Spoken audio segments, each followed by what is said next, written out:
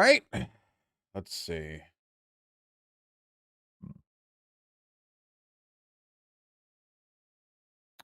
You'll never guess how much sleep we got. Jeez. Howdy, howdy. uh, yeah, not enough. We had an early doctor's appointment today, and, hey, we'll get the keloids taken care of soon. How's everyone doing? I guess we gotta talk to this guy. I'll DM them soon. Yeah. Oh, yeah, apparently Nick Fuentes got banned from Twitter. My deepest condolences to all of the free speech anti-tech warriors who think that this is a horrible violation of civil rights, but never ever spoke out against Nick Fuentes being a literal fucking Nazi. You know? So, yeah, well, we'll see. Why'd he last so long? Mostly because the reason Nick Fuentes lasted so long is because he had a ton of auto block lists. If you were even remotely left-leaning, you were on the block list and you got blocked, which means you can't report any of his tweets. So that's the reason why. It's actually a really smart move. If you're like obviously in violation of TOS, all you have to do is block everyone who could report you, and nobody's gonna bother to report you. Mass reports are how most people get banned on Twitter. Anyway, how are we all doing? Doing good?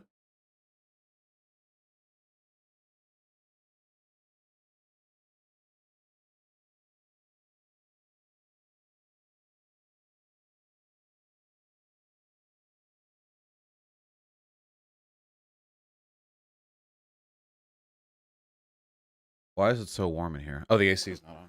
All right, the AC will stay on then. The batteries in my remote died. All right. Yo, yo. All right, let's do this.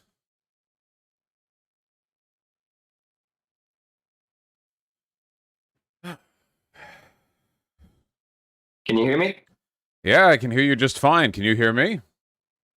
Yeah, a little bit loud. Let me adjust my volume. Can you talk again? Hello, hello? I'm streaming on my end too, so I gotta. All right, I think we should be good. Lovely. Audience will tell me it's not good. How you doing? All right. Good. How are you? Doing wonderfully. All right. No reason to continue with the pleasantries. Are you ready to get into it? Yeah, I mean, as you know, there's a lot to get into. So, I guess I'll just start off by saying, for the audience who doesn't know me, I'm a relatively new streamer, political streamer. I've been doing this for about a year and a half. My name's Jackson, and I'm not a journalist, but I've been following this story very closely. And I was frustrated by some of the things that you said on your stream regarding both the general findings of the OPCW investigators and of my own views on the subject. So that's why we're here. We're going to talk about it. I'm sure. All right, so a little bit of a preamble before we get into this. I suspect this is probably going to be a waste of time because I have a lot of experience debating Holocaust deniers. I know that generally speaking, when people form their opinions based on conspiracism, it's usually not because they actually have a vested interest in the facts. It's usually because they have like a set of biases that existed beforehand, and they'll engage in like selective reasoning to adopt any beliefs that they can use to post hoc justify those, pre-existing biases. I guess we'll see how much of a waste of time this turns out to be. So I wasn't that familiar with the specifics on this incident until I guess last night, because I saw you're doing some late night Wikipedia prepping, right? yeah, I'm not familiar with like every conspiracy theory out there. I also don't know much about like Alex Jones' claims about Sandy Hook. Sometimes you gotta like pack that stuff in. It's also like completely irrelevant to anything a progressive should care about. So, but I looked into it, and the information in favor of my side was so overwhelming and so compelling that by the end of this conversation, I legitimately believe that your continuing to disagree with me can be attributed only to mental illness or willful dishonesty. I actually believe, like, at first I thought, like, oh god, this is going to be like a really confusing and granular issue where like it's going to be really tough to understand. But the more I looked into it, I realized that this is such an unbelievably difficult issue to contest the general narrative on that, like, wow, But again, like, I'm coming into this with a little bit of bias because I've interacted with a lot of members of the broader like gray zone Jimmy Dore community, and I have, let's say, like a negative opinion of them, But I don't know. Maybe you'll change my mind. We've, had some pleasant interactions in the past, so I guess I'm open to that being adjusted. So you wanted to talk about the OPCW report, the chemical weapons attack on Duma, or alleged chemical weapons attack, and all of the implications and possibilities theretofore. Is that correct? Yes. Okay, wonderful. Yeah, we don't have to talk about anything besides that. Do you mind if I give some initial context, though? This isn't something my audience is that familiar with. I want to explain, like, the broader context, if possible. Happily, go for it. Yeah. Okay. So Bashar al-Assad is a brutal, tyrannical, far-right dictator, and he has, over the course of the Syrian civil war, engaged in many acts of barbarity against his own population, both political and military, which has led to the death of nearly 100,000 civilians attributed to him, the displacement of millions. There have been dozens of chemical weapons attacks that have been attributed to him and verified by a number of international organizations designed to engage in peacekeeping and find facts. So the to fake all of like those chemical weapons attacks beforehand would be like to assemble the evidence in such a way as to form dozens of false flags that tricked so many orgs internationally. It's like unfathomable. So there's a history of the use of chemical weapons by Assad's regime against civilian. Wait. Vosh. Sorry, before you continue, it's just important to get some of the facts right. And by the way, I know you labeled me as an Assad defender on your stream title. I have no problem saying that Assad is a brutal dictator, and I do not defend him. What I'm here to do is defend the whistleblowers and the investigators who were sent on behalf of the OPCW into Duma. But what I will say is that you said a bunch of international groups and activist groups had confirmed all of these previous chemical weapons attacks. That's a pretty broad statement. This is actually the first time that the OPCW has ever been able to go on the ground in Syria and investigate a chemical weapons attack. And that's why this is so important. So all other previous chemical weapons attacks have usually had key evidence that was passed through these rebel groups, these Saudi-funded Al-Qaeda-linked rebel groups like Jaish al-Islam. And in addition to that, a lot of these previous attacks have been contested. Right. So we're beginning already. So first of all, you can't really claim that you're not defending Assad when you're making the claim that numerous and highly credentialed accusations against Assad with regards to him engaging in crimes against humanity are fake. Like, that'd be saying, like, I'm not defending Hitler. I just think that Auschwitz-Birkenau was a POW camp, and the deaths there were the product of, like, Allied bombing train lines so they couldn't get food there. I mean, this isn't really what we're here to talk about. If you're one, I encourage, like, any audience member to take a look at human rights violations during the Syrian civil war. There are estimations on the use of chemical weapons that range from, I believe, 32 is the conservative number that most people use. There are some orgs that claim that it's in the hundreds. There have been many international organizations that have directly observed the use of torture, unlawful killing, the bombing of hospitals, the indiscriminate shelling of civilian areas, collective punishment, the slaughter of political dissidents, the deprivation of food and water, the destruction of key infrastructure. So we agree Assad is not a good guy. So we agree. Wait, hold on. So you can't... So wait, really quickly, you can't say like...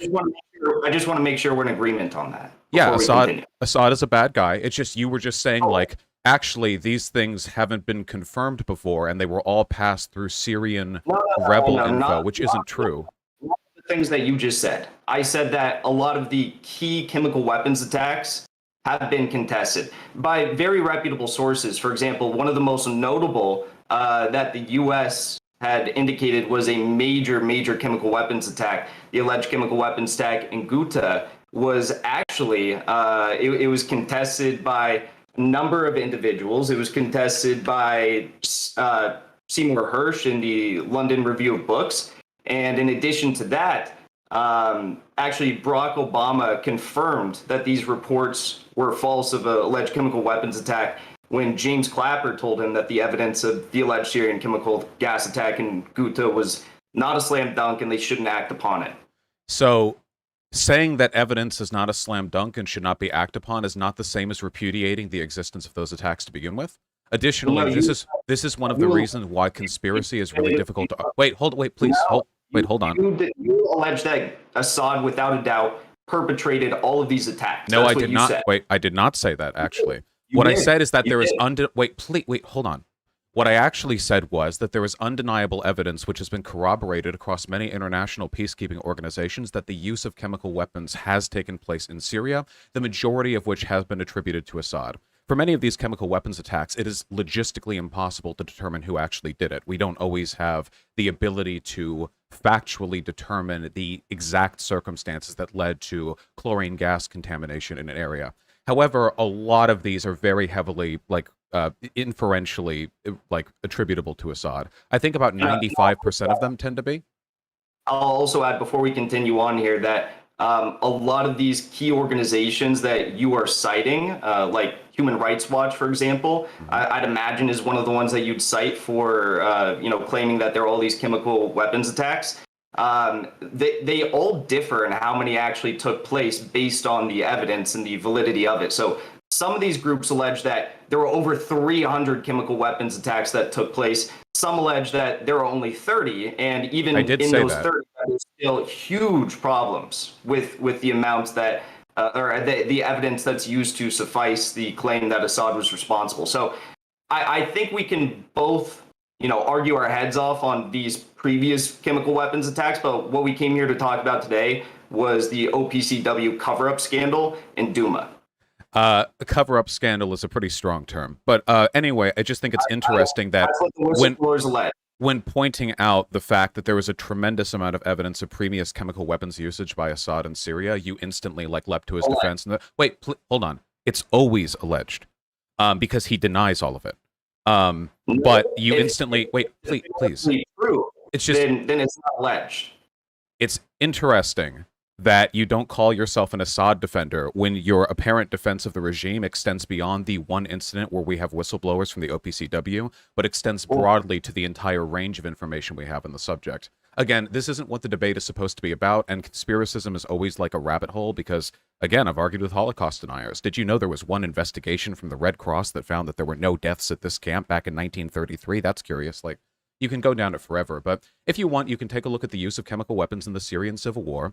I'll put it this way, okay? The use of chemical weapons has been so significant and so extensive and so well documented that to falsely attribute all these instances to Assad would require a greater false flag operation than literally any other effort in human history.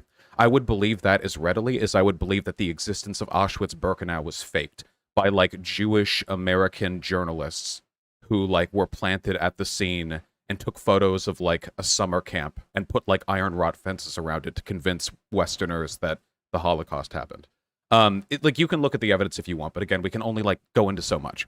So your claim, oh God, we haven't even gotten to what happened. Okay, so on April 7th in 2018, in the city of Duma, which is about 10 kilometers away from Damascus, there was a Syrian rebel occupation of this city. This occupation had taken place for about 6 years at that time. The city was under heavy shelling at the time from Assad's forces. And then the following things allegedly took place.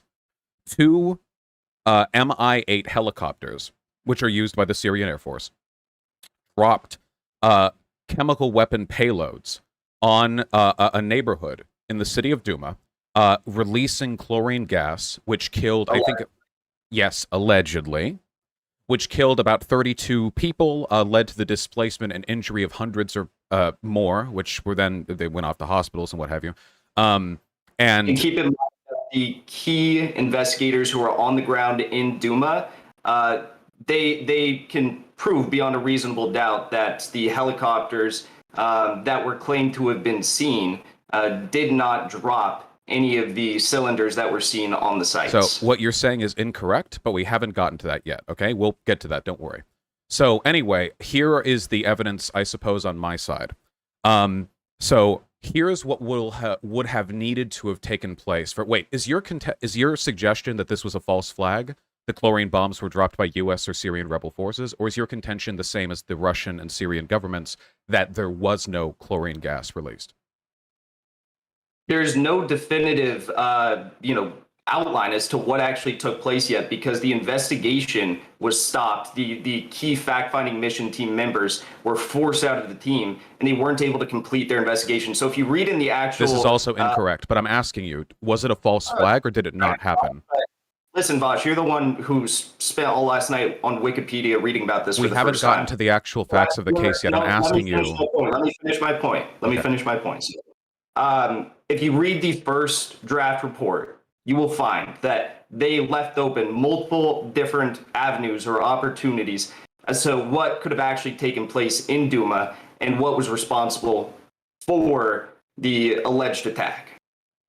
Okay, so the argument by the Russian and Syrian governments was that there was no attack, that chlorine gas was never released in that area. Is that an opinion that you share? Or do you believe that the Russian and Syrian governments are lying or otherwise working off incomplete information? According to the investigators who are on the ground, there is the potential that there was a non-chemical related attack. A non-chemical related attack? Like bombs being dropped? There were over 40 people who died, correct?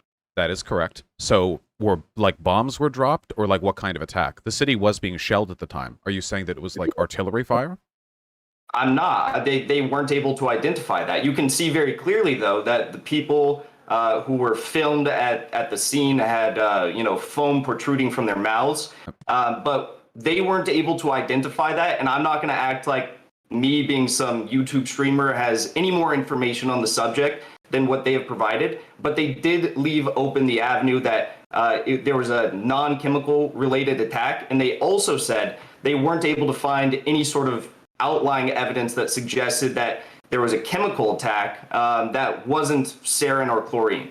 So the term leaving open the avenue in this case means nothing. When it comes to investigations like this, especially ones that are done weeks after the actual attack, it's almost impossible to deductively prove anything. The most you can do is use evidence to inferentially try to arrive at the most likely conclusion, which of course the final report from the OPCW did. Well, wait, hold on. Wait, please. Well, the final report. I'm going to refute that. You made a claim, so I'm going to refute that. Okay. If you believe that there's no evidence to suggest any of this stuff, and considering it's all open avenues, then we're left in the dust, and who knows what's going to happen? Who knows what happened? I didn't say what you're saying. Why don't you? Okay, restate what you just said then. I said that when it comes to investigations on the ground that are done weeks after an alleged chemical weapons attack, it's very rarely possible to definitively prove anything. The statement leaves open the possibility or leaves room for doesn't really mean much in this case, because potentially they could leave room for anything. That's language that's used similarly in many such investigations. It doesn't, because they had indicated that it was highly unlikely that chlorine was responsible for this attack. It was found there was like chlorinated. We haven't gotten to the specific claims yet. I promise you that you'll regret making these statements later. Wait, hold on. So if you believe that I just asked you if you think it was a false flag or not. I already answered that question, Vosh. Wait, no. Literally The problem is that people in your political camp aren't just saying, we have questions. There have been strong, definitive. Wait, hold on, please. There have been strong, definitive claims made by the Syrian and Russian governments that there was no chemical weapons attack. Do you share their opinion that there was no chemical weapons attack? There's no evidence of a chlorine gas attack.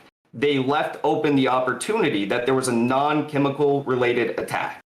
By Assad's forces, or? They didn't insinuate who could have been responsible for the open avenue of a non-chemical related attack.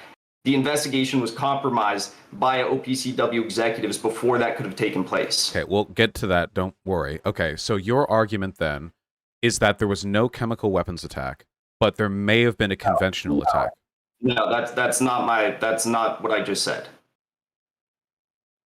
Okay. Would you mind repeating? Because I need you to commit to a position. Because if your position here is we have questions, then I don't even have a position to attack, and I'll just like list out all the evidence of you being wrong. This is the third time I'm going to have to answer this question. The inspectors told us that there was no chlorine gas release that caused this attack. In which report? That's what the evidence showed us. The first interim report. The first interim draft report. The draft report. You mean the unreleased report that was not representative of the entire opinion of all those present? The one that was drafted by the, what was it, Investigator B, the Alex character? The one that was later responded to in internal emails that weren't released by WikiLeaks until 6 months afterwards that proved there were scientific reasons why many of the claims made in the draft report were contested? That report? We'll get to the integrity of Inspector B, and I know you have questions about that, but let's save that for later because you're jumping around right now. So, oh, hold on. I'm not the one. I'm not trying to talk about any inspectors yet. I was just asking if you thought there was a false flag attack because I need to know which wrong approach to address first. For the fourth time, what I'm saying is there's no evidence that chlorine gas was released from the cylinders, which is what the U.S. alleged was responsible for this attack. Okay, so you got that, right? Not just the U.S., of course. Also the OPCW in their report, that the organization we're talking about, they allege that. In the final report, but the OPCW investigators who actually were on the ground in Duma investigating this, they found no evidence that chlorine gas was released from the cylinders, okay? And from where do you know that exactly? From the report that they did. Really? Because yes, because the person that you're referring to, this Alex, the one who wrote the report. We'll get to the integrity of the inspectors later. I know you want to jump around. I'm not jumping around. You're making claims about these reports, and I'm addressing the claims you're making. I want to answer your question, Josh. I want to answer your question because this is the fourth time I've had to repeat myself. So that's the first part of my answer. The second part of my answer is that they left open the avenue that there was a non-chemical related attack that took place. They didn't allege who was potentially responsible for that potential non-chemical related attack. And they also left open the potential for there to have been a chemical attack with a chemical that was not identified on the scene, though they noted that that was highly unlikely. So your argument, the reason why like you and people who agree with you call people like U.S. State Department shills who want war with Syria is because you have the incredibly bold position that there was a possibility that some other explanation may have been left open in an interim draft report that was later contested through internal documentation that was kept secret from the public for months and then released in full and responded to in a final report. Your claim is that in an initial draft, there was a possibility of there maybe being another case. You don't have any stronger claims to make than that.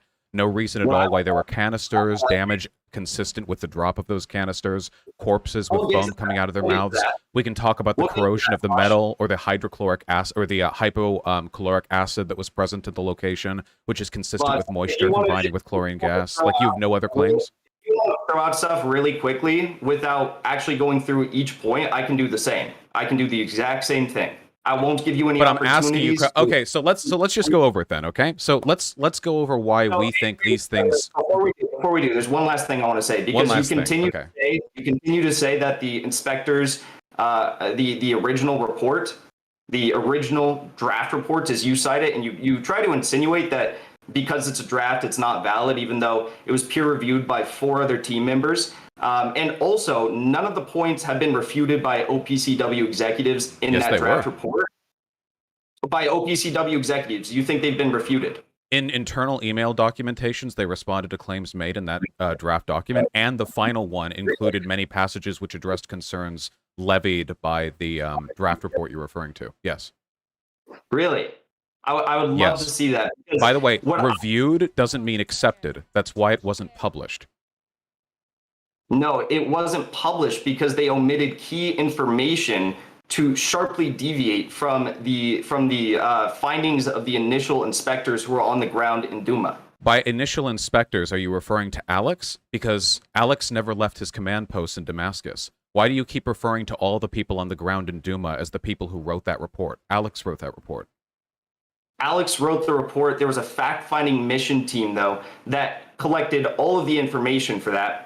And we will get to the integrity of the inspectors later if you want to, because I think that's worth discussing. Or we can discuss that right now if you'd like to. No, we haven't even gotten to like the... So when we're talking about conspiracies, I find that it's actually better before digging into the conspiratorial elements to actually talk about possible alternatives, okay?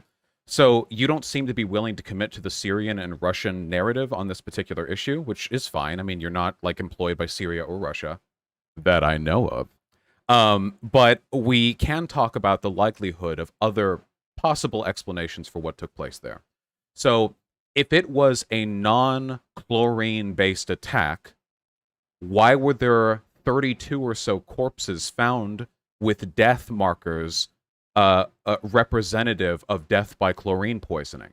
The foaming at the mouth is caused by the acids that form when chlorine gas comes into contact with moisture, like moisture in our throats and in our eyes. That's how they died. I can't show these pictures or videos on stream because they're highly graphic, but there are videos taken at the time and afterwards of corpses piled up in these buildings with death markers that are directly indicative of the causes of chlorine gas poisoning. Were they killed by shells and then somebody, like, spray canned foam in their mouth, or like enough to convincingly like trick medic crisis teams, or how would that have happened? So you just alleged that the symptoms of the victims were indicative of a chlorine attack. Is that what you're saying? For the corpses, the fact that they were foaming at the mouth, that is absolutely consistent with the symptoms of chlorine death and not like trauma or like shelling. Yes. No, being shelled will not cause that. So that would be consistent with a mass chlorine attack, like what we've seen happen in previous world wars, where you have huge clouds of chlorine that are consuming regions of war for hours on end. It's not indicative of what took place here. And according to the toxicologists who are again on the ground in Duma, and who met with some of the leading international experts on toxicology, one of which was from a NATO state, they found that with respect to the consistency of the observed and reported symptoms of the alleged victims with possible exposure to chlorine gas or similar, the experts were conclusive in their statements that there was no correlation between symptoms and chlorine exposure. In particular, they stated that the onset of excessive frothing as a result of pulmonary edema observed in photos and reported by witnesses would not occur in the short time period between reported occurrence of the alleged incident and the time the videos were recorded. Which is interesting because it was later indicated in criticisms of the report that came from my side of the aisle, from people who do believe that this actually took place, that no, those conditions can actually take place in as little as 30 minutes, depending on the concentration of the chlorine gas in the air. Now, conveniently for my narrative, these bombs were dropped in enclosed areas. These weren't dropped into the street. They were dropped into a roof in a bedroom, meaning that the chlorine gas exposure was in a highly concentrated area.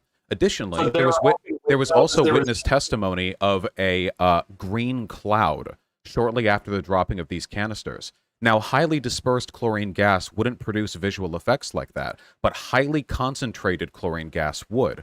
There are witness testimonies of people dropping dead within seconds of the drop of the bomb. This is consistent with a highly pressurized and highly contained release of chlorine gas into an enclosed space. What those sources are those the white helmets? No, those are not the white helmets.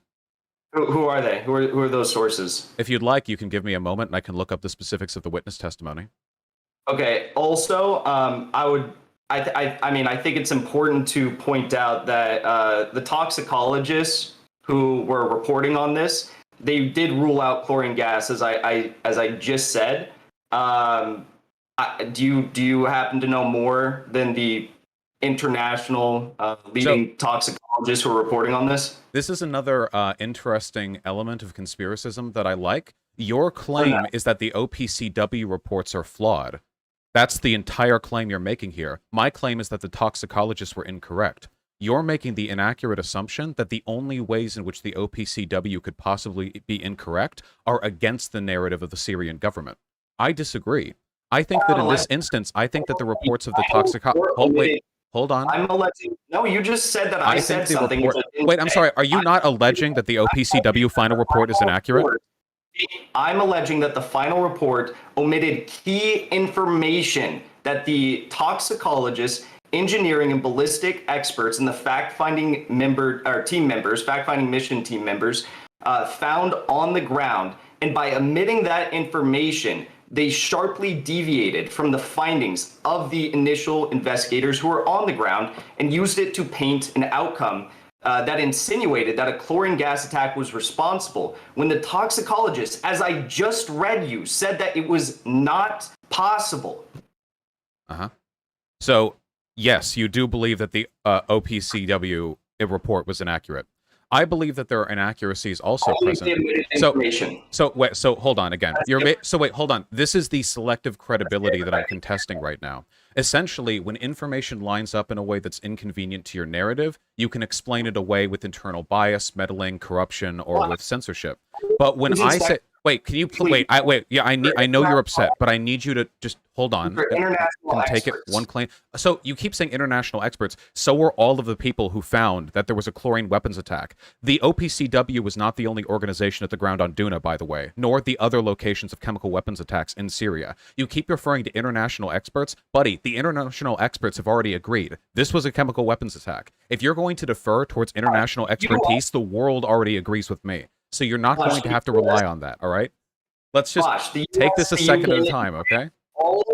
The US, the UK, and France all pointed to the OPCW to lead the investigation into this, and the investigation omitted key information that was found by you keep repeating this, but we haven't even gotten to that yet, and what you're saying is also inaccurate, okay?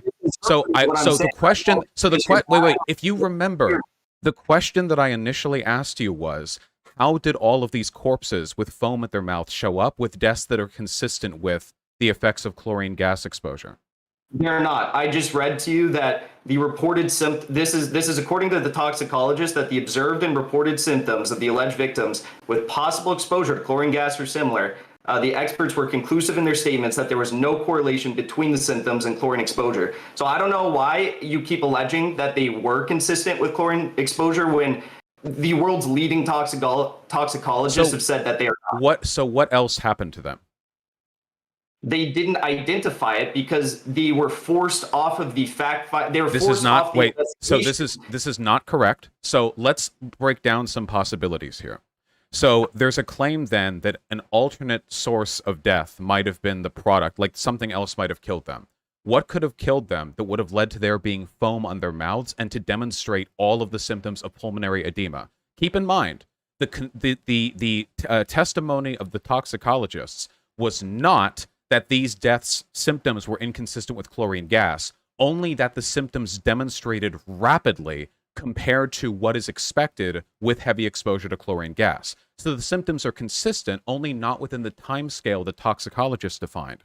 This has been contested by other people since. For example, please, Professor. I need to finish the claim. You can address the claim when it's done. Okay. You just made a statement. I'm going to refute that. So you said, no. Due to the time frame, I'm going to repeat the toxicologist, findings one more time for you here. They said, and I'm not cherry picking here. They said that the experts were conclusive in their statements that there was no correlation between symptoms and chlorine exposure. Okay, that's the sentence. Okay, so we're familiar with the minutes of this meeting. We've already heard you. Thank you. So the reason why, if you've actually read the document, I have it in front of me, by the way. If you've actually read the document, okay, you will find that the reason why they did so was because the onset of the pulmonary edema was done too rapidly, okay? It's not because the frothing at the mouth wasn't consistent with the effects of a chlorine gas exposure. Additionally, here's another quote from the article that I find please. The experts were also of the opinion that it was highly unlikely that victims would have gathered in piles at the center of the respective apartments at such a short distance from an escape from any toxic chlorine gas to cleaner air. So what's interesting is the toxicology report said, dude, why would people be piled into like a super like close together internal contained environment with minimal ventilation when these bombs were dropped on apartment buildings, the chlorine gas load being dispersed in a highly contained area? This wasn't a formal report. These were minutes from one meeting.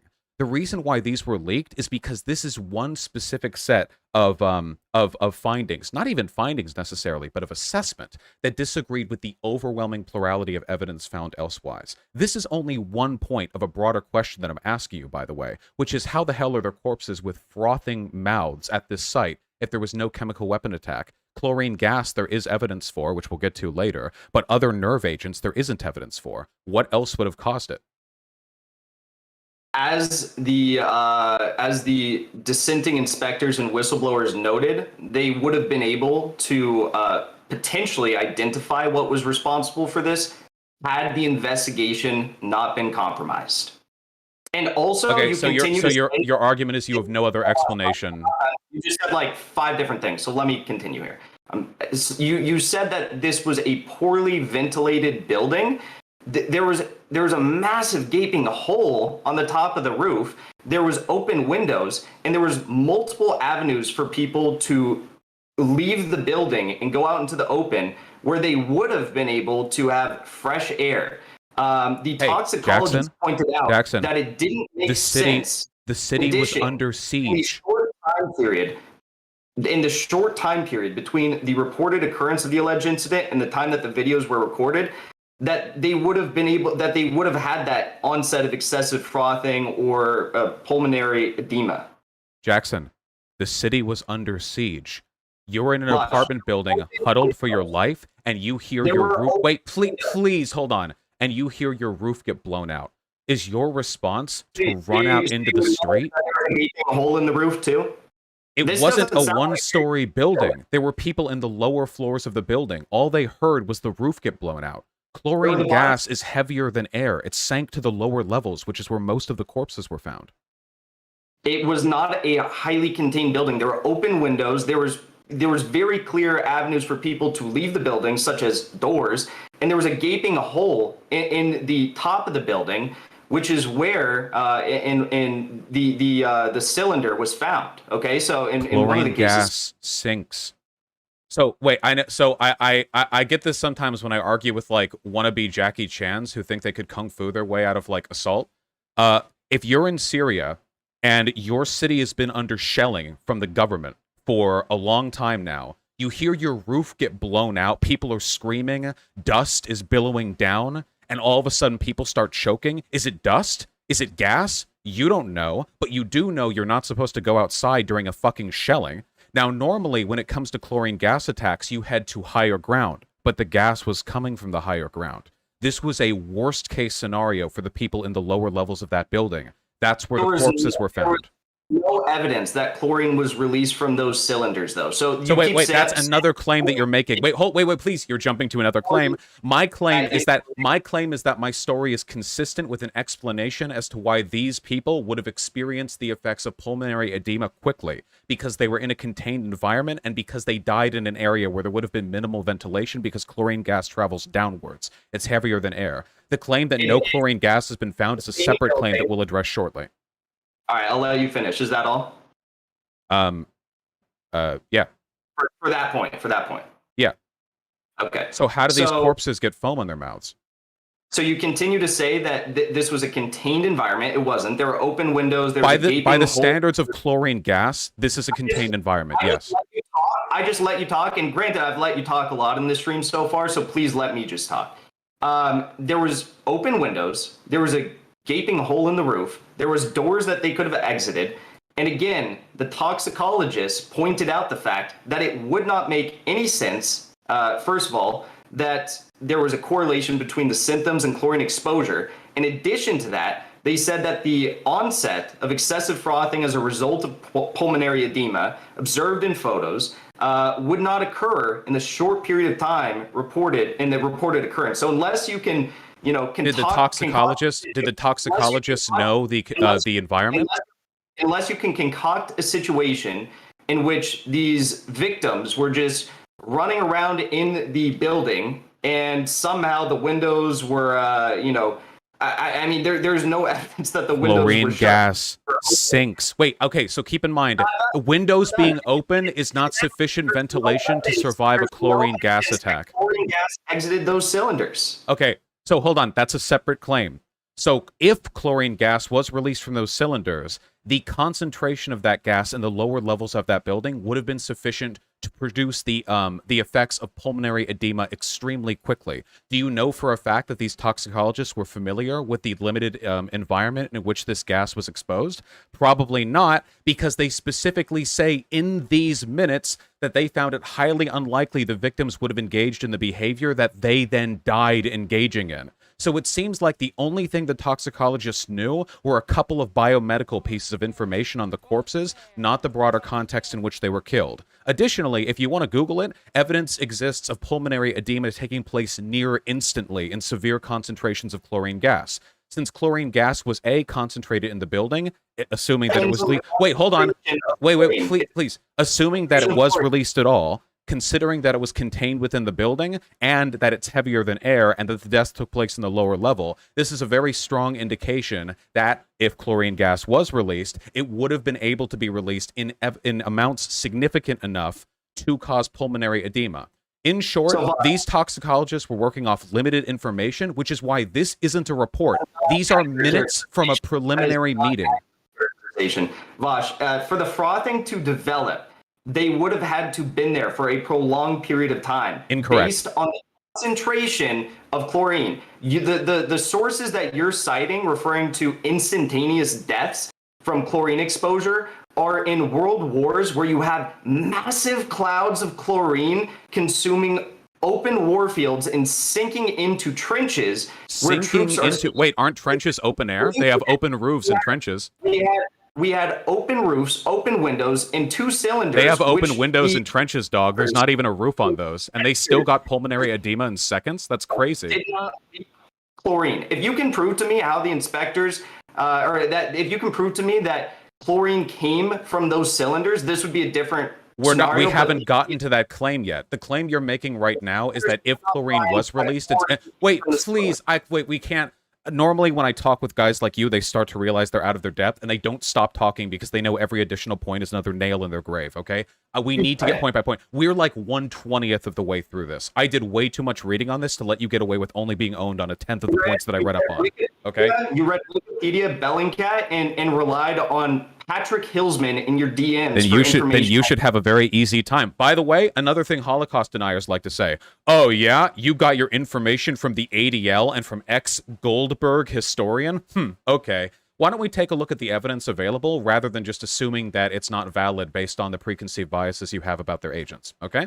If I wanted to, I could just scream that you're an RT agent. I'm trying to actually own you based on evidence. Let's get to this point. You're wrong that pulmonary edema would develop quickly based on the circumstances. So, again, and this is the final thing that I'll say. Assuming chlorine gas was released, and we'll get to that, the evidence available is consistent with the development of pulmonary edema quickly because the toxicology minutes report, again, not a report, it was just minutes like that were cataloged. This wasn't like a formalized report that was verified. These are literally just minutes from a meeting from people who didn't have a full understanding of the info, as made evident by the minutes where they indicated that they couldn't believe people would engage in the behavior their corpses were found engaging in. They claimed that pulmonary edema couldn't be set in that quickly, but the evidence shows that there's actually plenty of circumstantial, like, surrounding conditions which may have led to it developing much faster than 2 to 4 hours, possibly within 30 minutes. So with all that said, can we get back to the original question? How did corpses with foaming mouths get there?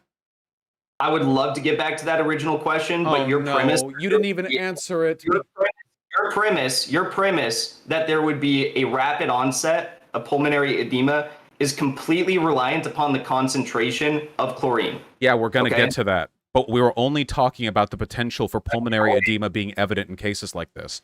Obviously, we'll talk about the likelihood of chlorine being released later, but we have to get to this point by point. We're only on this point because you couldn't answer the question, why are there corpses with foam?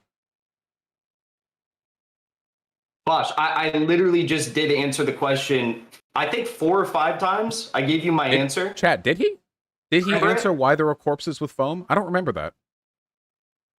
I said exactly what the inspectors on the ground found. How did they get there? I don't want what the inspectors found because the evidence sides with me. I want your alternative explanation for what took place. I don't allege to have that because I'm not an inspector, and the inspectors who were investigating that, their fact-finding mission investigation was compromised before they could have alleged what was responsible. Okay, so it didn't happen, but there's no just don't look at any of the corpses with the foaming mouths, guys. It didn't happen, just don't look at them. Okay. All right, we can move to the next one. Okay, that's fine. So, okay. Wait, no, it's fine. No, it's fine. We're just beginning. We have to move faster than this. Okay. So, with that being said, what about the numerous witness reports of the helicopter? the Syrian government was the only agency that had any control of the airspace over Douma. The Syrian rebel forces just didn't. I haven't found any evidence that they had a functioning air force in that region. So, what about all the witnesses who spoke not only to the OPCW claiming this, but also to journalistic organizations that showed up before the OPCW could? What regarding what? The existence of the helicopter, the 2 helicopters that flew in the air over Douma, the 2 helicopters that were found to have deported from the Douma Air Base just 15 minutes before they arrived at that location in Douma. And the fact, I mean, we could also rope in the fact that the damage done to the 2 buildings that had the cylinders dropped in them were consistent with damage done by very heavy cylinders being dropped from a couple hundred meters. So a few things on that. First of all, the OPCW investigators found tons of inconsistencies in the testimonies of the people on scene who you allege to be witnesses of these helicopters, these 2 Russian helicopters. But what I will say is it's possible that there were... Listen, please listen, just let me finish. There is a possibility that there were helicopters. I don't know their flight routes on that given day. But what I will say is that it is highly unlikely that you had 2 helicopters flying that close to the ground in an area that was controlled by Jaish al-Islam, which is a Saudi-backed extremist militia group that had advanced artillery access that could have easily, shot those 2 helicopters out of the sky. It makes no sense that they would have done that, especially considering that they were the Syrian army frequently bombs rebel-controlled cities. They do that all the time. They were just on the verge of regaining control of Douma. Jaish al-Islam had already began to release a few of the prisoners earlier that week on Wednesday. So it would make no sense for them to have done that. Wait, because helicopter bombings... Wait, first of all, they were currently shelling the city. And second of all, helicopter bombings from the Syrian Air Force take place constantly. That's a... That's not just like this happened here because it's happened a few other times. This is like an ongoing reality of the Syrian civil war. Gosh, you didn't let me finish. So it's possible that there were helicopters, sure. But Ian Henderson's reports on the ground in Douma found that there was no evidence that suggested and that it was improbable that helicopters actually dropped these cylinders in Douma. Oh, we'll get to Ian Henderson. Don't you worry, buddy.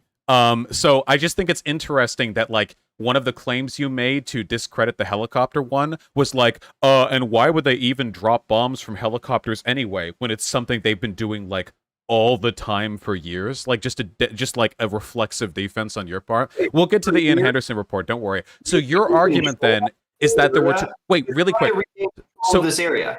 They're trying to regain control of this area. And then on this day, where they knew they were on the verge of regaining control, Jaish al-Islam had already indicated that they were about to negotiate a controlled release into the Idlib province. Why would they continue bombing? It makes no sense. They were shelling the city at the time. Wait, are you saying that Assad wasn't shelling the city at the time? They were cylinders, that they were chemical cylinders. Wait, one claim at a time. Are you saying Assad wasn't shelling Douma at the time? You're saying, like, why would they helicopter bomb Douma? They were currently shelling the city at the time. Like, the alleged chemical weapons attack took place during the shelling. Chemical cylinders. That's what you allege. Wait, you need to answer one point at a time. I'm not letting you run away from that. Why are you saying that Assad wouldn't have reason to bomb the city when they were currently shelling the city? They had a long history of shelling the city in an effort to regain control. But what you allege is far different. You allege that the helicopters dropped those alleged chemical cylinders. Wait, hold on. You're mixing up claims again. You're getting confused. So I'm contesting a defense that you've made. You claimed... Wait, really quick. You claimed very stupidly that there's no... Wait. You can't... Wait. Please don't turn into, like, I hypocrite levels of brain dead yet. Please, God, give me a second, okay? You claimed... Drop the cylinders, right? Oh, no. It's already happening. No, is that what you allege? So you claimed that Assad would have no reason to bomb Douma, but they were currently shelling Douma. So I said they would have no reason to bomb with chemical cylinders. You didn't say that, actually. You just said they would have no reason to send helicopters on a bombing run. They have no reason to bomb with chemical cylinders, which is what you allege. Wait, no, you didn't actually say that. You said they would have no reason to send helicopters in a bombing run. Full bombing runs, but a bombing run, because they were already shelling the city. Syria, the Syrian government had a long history of shelling Douma in an effort to regain control. But what you are alleging is that chemical cylinders were dropped there. So again, we're not talking chemical cylinders yet. We're just talking about the act of bombing with a helicopter, which you said they didn't have a reason to. So again, for like the 5th time, you believed then that Assad did have reason to bomb with helicopters, considering he was currently shelling the city, just not with chemical weapons. But you do believe he had a reason to use helicopters to bomb the city. Not with chemical weapons, but just with conventional armaments. Not necessarily, but the allegation is that those helicopters dropped chemical cylinders. I know that. Can we take it one claim at a time instead of you trying to run from this one by jumping to the next one? Why would they not have a reason to run helicopter sorties over Douma when they were shelling the city? Chemical cylinders into the buildings. That is the principal claim. No, the principal claim we're on right now is whether or not they would even have a reason to bomb the city. So they were already shelling the city. So did they have a reason to bomb it as well? This is yes or no. Long history of shelling the city. Yes. They were currently shelling the city. They had a long history. They were currently... Wait, are you shorting out right now? They were currently, on that day, April 7th, 2018, bombing the city, shelling the city. And you said they would have no reason to run a helicopter sortie. Quit running to other points, dude. Cylinders were dropped from those helicopters. Oh my... Are you broken?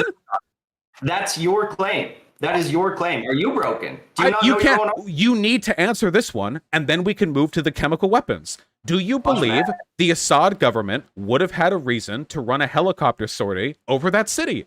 You said they didn't, but they were shelling the city at the time. Not necessarily, but your claim is that... Wait, why not? Answer that. Why not necessarily? Why would they not be willing to bomb the city when they were currently shelling it and have bombed it many times before? Because they were on the verge of regaining control. Not necessarily they could have. I don't know. That's not what the investigators were looking into. And why'd you make that claim? Then why were they shelling the city? If they already were on the brink of winning. Your claim that we are here to debate is whether or not those helicopters dropped... Oh my God. Dude, you can't make spurious claims and then get mad when I call you out on them. If you made the claim, you should be able to defend it. You made the claim that there's no reason for them to run a helicopter to bomb the city, okay? Okay, so let's talk about the chemical cylinders. Okay, so you're acknowledging then that the Assad did have justification or like a reason to send helicopters to bomb Douma because he was already shelling it and he's bombed it many times before. There's no reason to contest that. Not necessarily. What? Then can you justify that claim? Are you just saying it to like reflexively defend Assad? Are you like between his like legs right now? Like why are you making claims and then refusing to defend them? Because it could have been. I don't know. That's not the investigation, and I'm not going to allege to know this. Okay. So you'll make claims, and then when called out, and then you'll be like, well, I don't know. No. Let me finish. It's possible. I don't know. I'm not going to act like I purport to know this. But what I will say is that Syria was on the verge of regaining control of this area, which had been under control of a Saudi-backed extremist militia group that was torturing civilians in Douma. This has literally nothing to do. This is just a propaganda run. This has nothing to do with the claims being made right now. Like literally nothing. To do with it, because I'm getting to the key point here. The fact that they had pretty much, there was people within Jaish al-Islam who had indicated that they were ready to negotiate an exit from Douma into Idlib, and they had already released some of the hostages on Wednesday. What does this have to do with the claims of the helicopter being there? Because why would they continue? It's very possible that they did continue shelling. That's why I say not necessarily. I don't know. But why would they continue shelling if they were on the verge of regaining control? They were continuing to shell. It's not why were they. Dude, if you want to know why, ask Assad. They were shelling the city. That's not a contested statement. The Syrian government doesn't deny it. They were shelling it. That has nothing to do with your principal claim, though. Your principal claim is that these helicopters dropped chemical weapons. Then why did you bring it up? You were the one who said that Assad would have no reason to be shelling and bombing the city when they were currently shelling and bombing the city. What? You brought that up, dude. My question was, why were there witness reports saying there were helicopters there? Vosh, let's talk about your allegation that the helicopters dropped these chemical We weren't, weapons. so, okay, I get it. You want to run from those points. That's fine. So wait, the actual question was, why were there so many witnesses who said that there were helicopters at the time that the alleged chemical weapons attack took place? Like, right over that area that they bombed with those helicopters. Investigators didn't investigate that, and you can't purport to know that either. But wait, what you do purport to know... So, wait, hold on. Wait, are you suggesting they were paid off? What? Oh, why did all of those dozens of witnesses confirm they saw helicopters drop those bombs on locations 2 and 4? I didn't say that they were paid off. I said that the OPCW investigators who were on the ground found inconsistencies with the witnesses on the ground. Their witness testimonies, of course they're going to find inconsistencies, but the overwhelming majority of people at that area confirmed that they saw helicopters drop those bombs. It's a war situation, of course there are going to be some inconsistencies.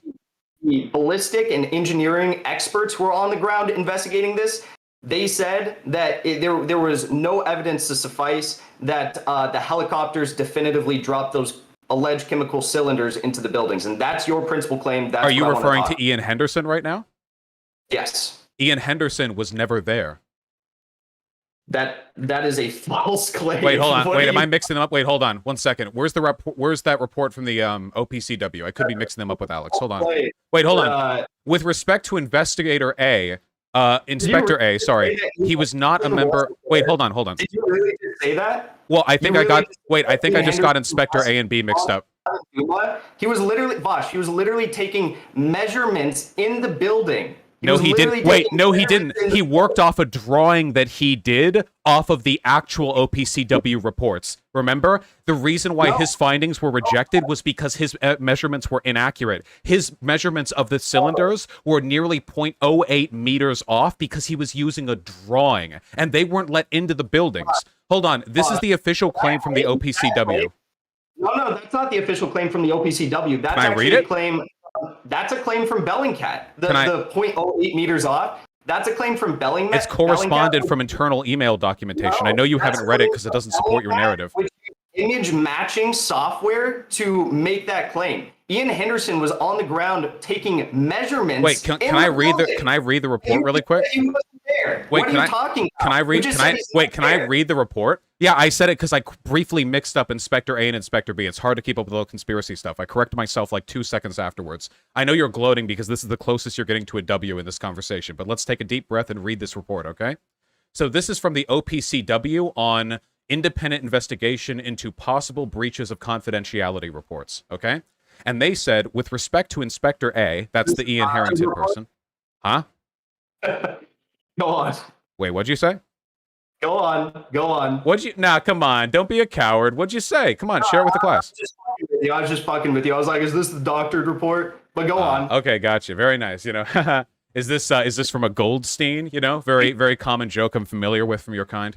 Anyway, with respect to Inspector A, he was not a member of the fact-finding mission. As described by the... Wait, hold on. As described by the investigators, Inspector A played a minor supporting role in the investigation of the Duma incident, and he did not have access to all the information gathered by the FFM team, including witness interviews, laboratory results, and analyses by independent experts. Although Inspector A... Wait, hold... I'm almost done. Please. Although Inspector A's assessment purports to be an official OPCW FFM report on the Duma incident, it is instead a personal document created with incomplete info and without authorization. So to be clear, when you're saying that an on-the-ground team found inconsistencies in evidence of a helicopter dropping a bomb, what you're actually saying is that one guy who wasn't a part of the fact-finding mission produced an unauthorized and incomplete report that when he didn't have access to the broader information available to the FFM team. Not a broad team, just Inspector A.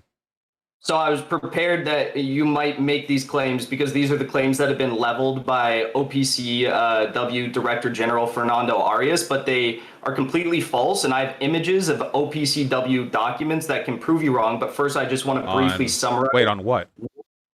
That you allege that he wasn't a part of the fact-finding mission team.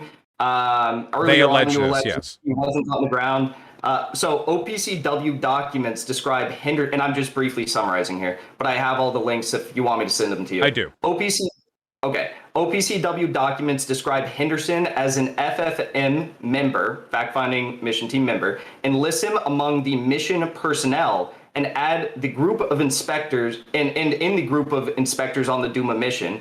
They also list Henderson in the group of inspectors on the Duma mission, that he was a part of the team conducting the technical secretariat visits, and the Office of the Director General also noted, and I have pictures for all of this, that it would be happy, quote, happy, if the visits to the cylinders in the hospital are led by Ian Henderson. So this is a debunked claim that was espoused by the OPCW Director General. Yes, I will. But these claims were espoused by him, and they've been debunked. And this is the same guy that the inspectors are alleging omitted key information in this investigation, and I'm now going to send you those. So if he was part of the FFM, then why did he have to produce a personal document with incomplete information and no authorization?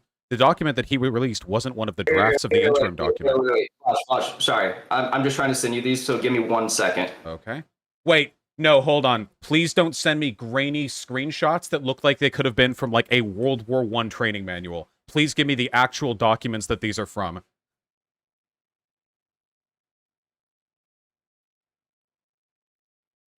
Yeah, this is some cotton ADP type stuff right here. I'm gonna need the actual documents these are from.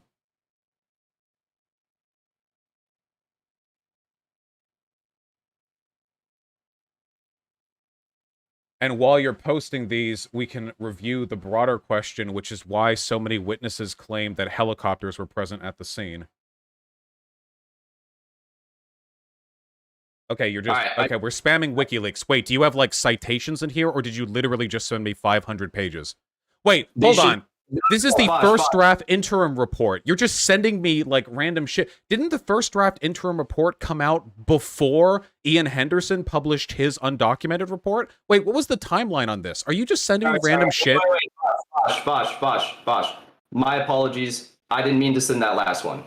Okay. But the other ones, wait, and there's one more, because I accidentally sent the wrong one. Are you sure you're not just link dumping everything on WikiLeaks to me?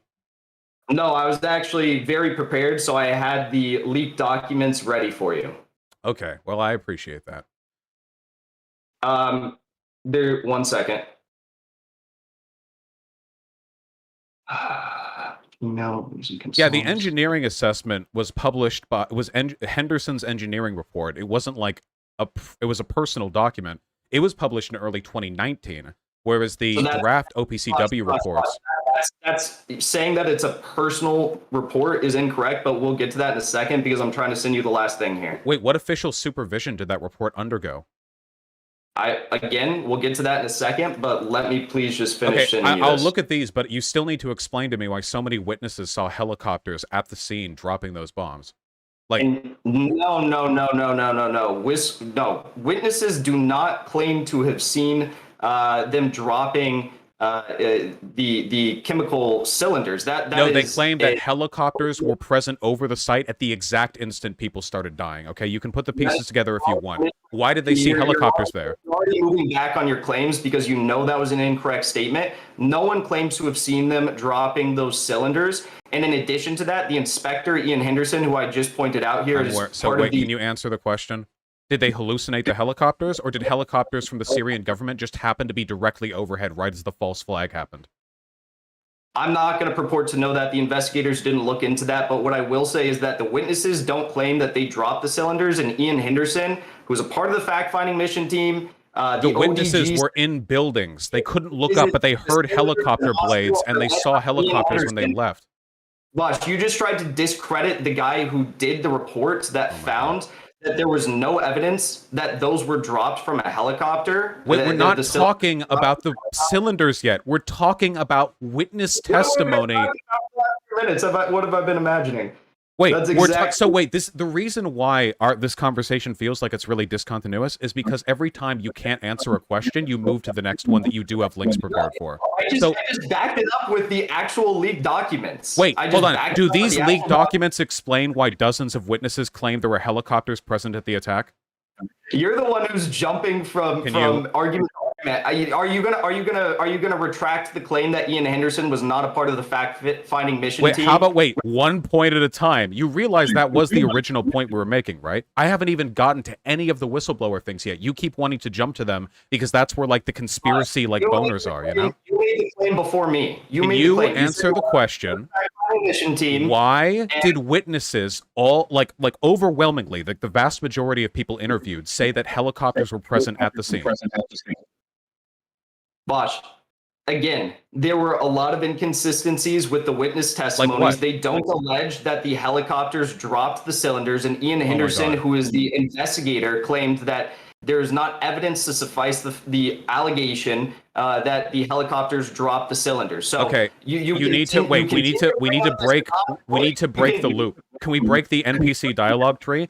Why? So are you saying it was a hallucination then? Gosh, we had already broken this loop, and then you made the claim that Ian Henderson was not a part of the fact-finding mission team. You were the one who brought up Ian Henderson. I gave you the documents, and then you went back to the argument that you're trying to say. Can you find me the passages in these documents that say what you say they say?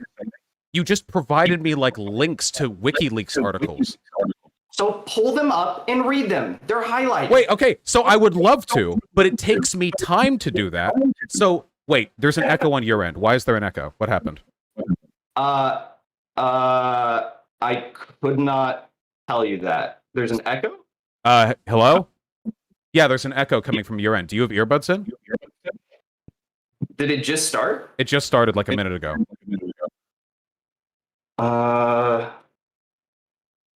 No, everyone on my end saying no echo, so I think it's something on... No, it means that...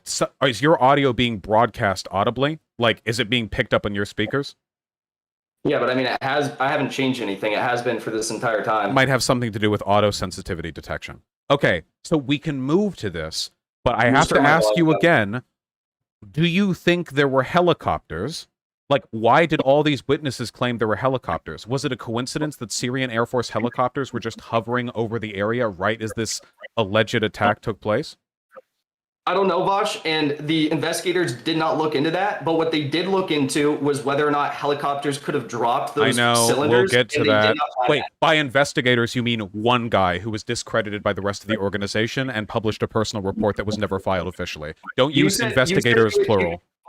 Vosh, you just said he was discredited by the investigation.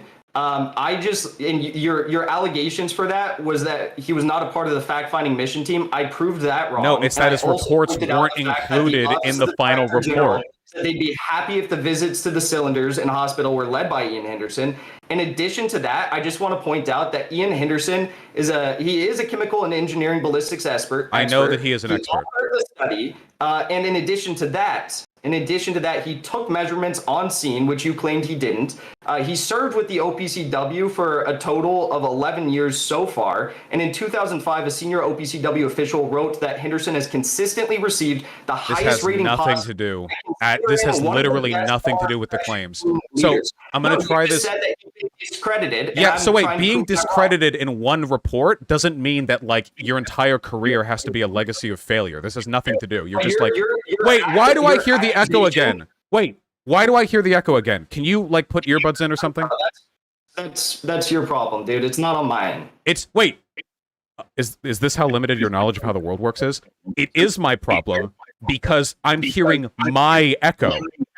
It seems like every single time I bring up the fact that your claim. Do you think I'm making it up? Not being on the fact-finding mission, there's somehow an echo, but we'll try to figure this out. Just put earbuds in. Do you have earbuds?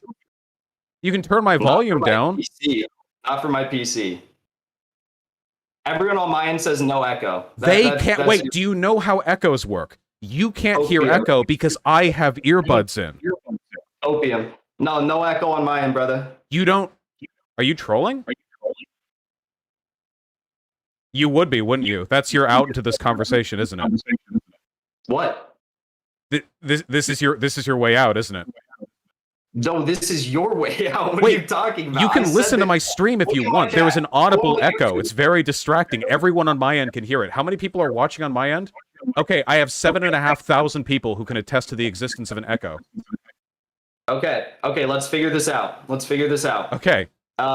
we've been streaming this entire time and we haven't had an echo issue. I did not change my volume levels. Did you change any of your volume levels? It wouldn't matter. I have earbuds in. Well, my audio isn't being broadcast on a speaker. Can you still hear it? Echo. Yes. Yes. Wait, it's a little bit lower. Did you lower the volume? Hello? Try again. Hello? Try again. Oh, wait, I don't hear it now. I don't hear it now. Okay. We did it. We did it. All fixed. Let's go. Let's get it. Okay, so you have no alternate explanation for the presence of helicopters at the scene. What's that? You have no alternate explanation for helicopters at the scene. There's one witness, according to the witness testimonies, who alleged to have seen this helicopter. Beyond that, there's no information surrounding them having like dropped cylinders, which is your principal claim. We're not claim. talking about dropped cylinders. We're talking about the helicopters. One claim at a time. And no, it's not one witness. There were many witnesses that corroborated this information. There were people who talked with NGOs and journalistic organizations immediately after the attacks took place. Reporters on the scene talk with people. The original report says that around hour 1900, I just pulled this up, on the same day, a witness reported seeing a helicopter. So that's just one witness. I don't know if you have more. But yeah. Your principal claim is that the helicopter was responsible for dropping the chemical cylinders. I'm just saying there were helicopters there. Again, you keep jumping to the next claim. Let's just say that. Let's just say I'll agree with you that a witness claimed to have seen multiple a helicopter. Witnesses. Let's go with that, and let's continue on. Wait, multiple witnesses, not one witness. There were dozens of them that corroborated that information. According to the OPCW report, the original report. What was the original report? What's that? What was the original report? You mean the draft by Alex, don't you? Not the original report. Yeah, so you mean the Alex draft report, the one that wasn't published. Okay, the original report, right. So that's because witness testimonies hadn't been completed yet. Because I'd love to hear your evidence for why or how you believe the cylinders were dropped from the helicopter. Okay, so we're conceding the helicopter point. Okay, gotcha. So there were helicopters. Now we're talking about the chemical, or them dropping like the chemical canisters. I never said that there weren't. I just said not necessarily. But let's continue. Okay, so let's try to build this up piece by piece. So do you acknowledge that there were chlorine gas canisters found at locations 2 and 4? There were cylinders there. Okay, and do you acknowledge that the cylinders were consistent with the method and the technique that would traditionally be used to deploy a chlorine chemical weapons attack? What are you alleging is a typical way to deploy a chemical weapons attack? Are you referring to dropping by a helicopter? No, I mean that the canisters themselves were of the appropriate dimensions, contained the appropriate mechanical components to contain highly pressurized chlorine gas. Essentially, that these are the types of munitions that would be used to do such a thing. These are also consistent, basically, with the types of designs that have been used in previous chemical weapons attacks in Syria. So, I don't contest that. Okay. How do you suspect those arrived there? The investigation concluded that there was no evidence that a helicopter dropped them, first of all. But wait, hold on. I request that you use... please use specific language. Not the investigation. The investigation didn't make the claims you're making. You're talking about the personal report from Ian Henderson, the one that was never published. The engineering investigation, which... There were other engineering investigations. You're talking specifically about the one that was published by... Not published, even. That was produced by Ian Henderson. Just be specific with your language, okay? There were other engineering reports that disagreed with what he said. You're talking just about Ian Henderson. The engineering report that was asked to have been led by Ian Henderson, yes. And that report found that there was a higher probability, I'm quoting this, that both cylinders were manually placed rather than being delivered from aircraft.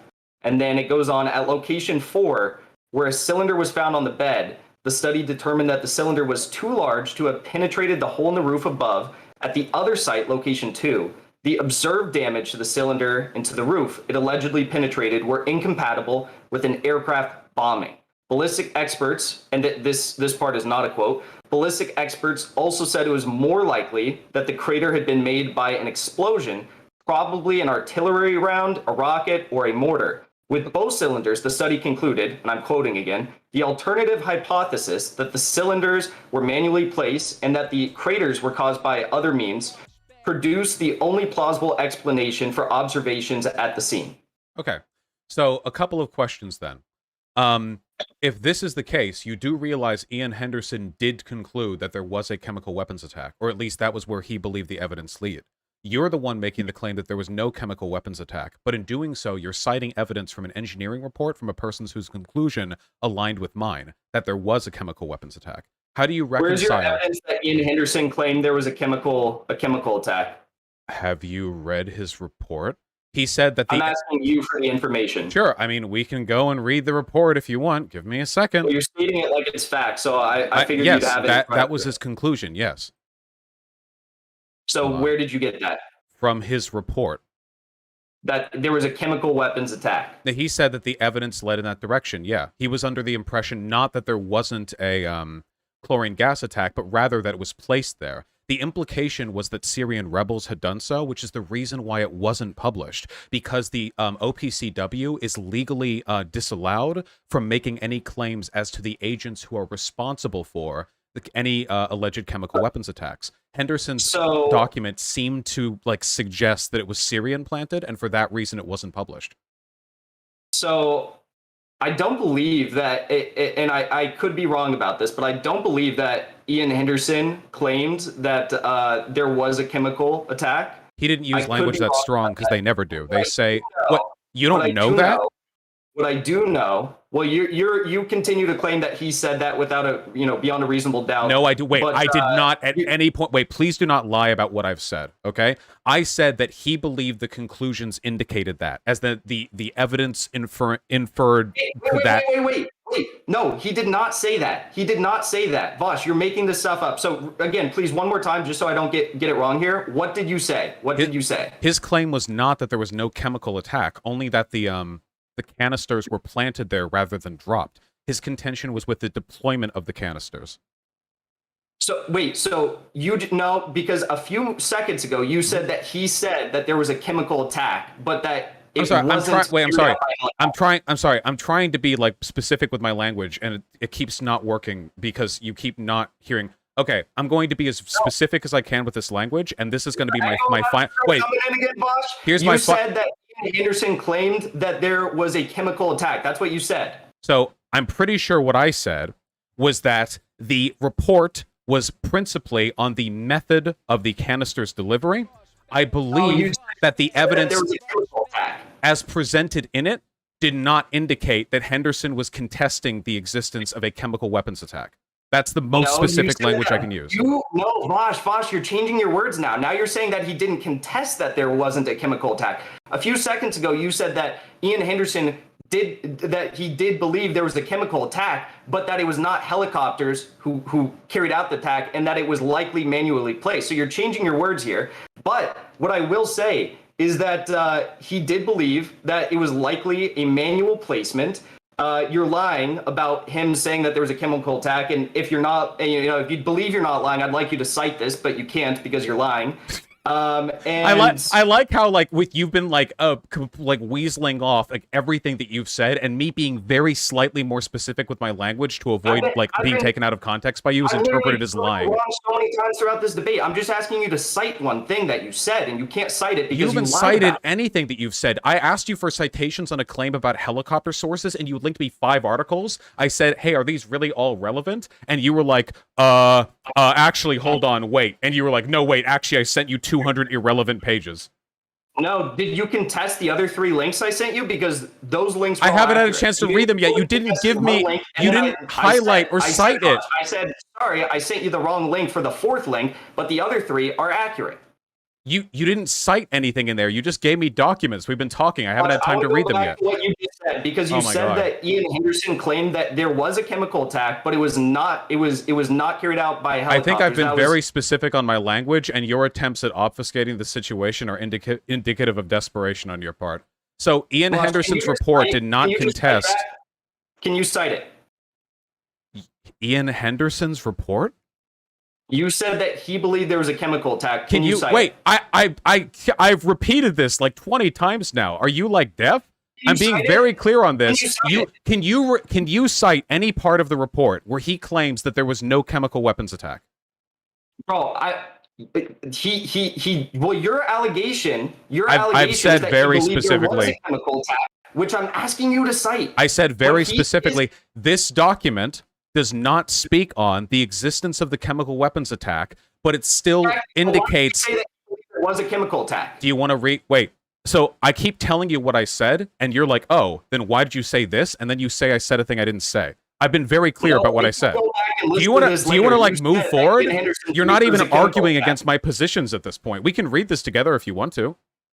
Bro, you literally told me that Ian Henderson believed there was a chemical attack. You didn't say that he didn't contest that there wasn't a chemical attack, or he didn't weigh in on that. You said he believed there was a chemical attack. This guy's literally like shadow boxing. Holy fuck. You can't cite it. Do you want to read it with me? I'm still waiting on you for you to cite You're asking me to cite a thing that I don't believe. Why? Like, how long do you want to spend on this? I'm asking you to cite something that you said a few seconds ago, and it doesn't exist. And now you're asking me to read the report with you. Have you read it before? There is no sentence in that report that claims what you just said. Yeah, because the report wasn't on the chemical weapons attack. The reason why this wasn't published to begin with is because the inference here was that there was some degree of responsibility on the part of the Syrian rebel group for the chemical weapons attack. It was because this document seems to assert that the chemical weapons attack was a product of Syrian rebellion interference that it didn't get published to begin with. This document is not about there not being a chemical weapons attack. It is only about him talking about the logistics of the delivery of the bomb.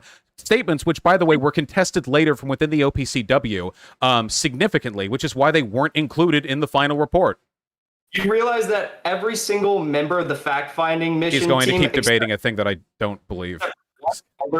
Agreed that it was highly unlikely and there was no evidence to suggest that helicopters dropped the cylinders. Every single member except for one. Do you have evidence of that claim? It's also, we weren't even on this yet, man. We weren't even on the whistleblower shit yet. Okay, so is your claim then that the canisters were placed there, like manually? Like they weren't dropped from helicopters, but helicopters were seen at the location, like coincidentally. Like a bunch of witnesses saw the helicopters, but then there just happened to be these canisters there, and it was like a coincidence that those two things happened. And also that there was damage to the buildings, which like correlated with the weight and the size of the canisters being dropped from a high velocity at a high altitude. What I'm saying is that Ian Henderson believes, according to his own engineering report, that there's a higher probability that both cylinders were manually placed rather than being delivered from aircraft. Did you say possibility? The higher probability. Higher probability. Okay, well, it seems like the other engineering reports and the broader OPCW disagree with him, which is why it wasn't included in the final report.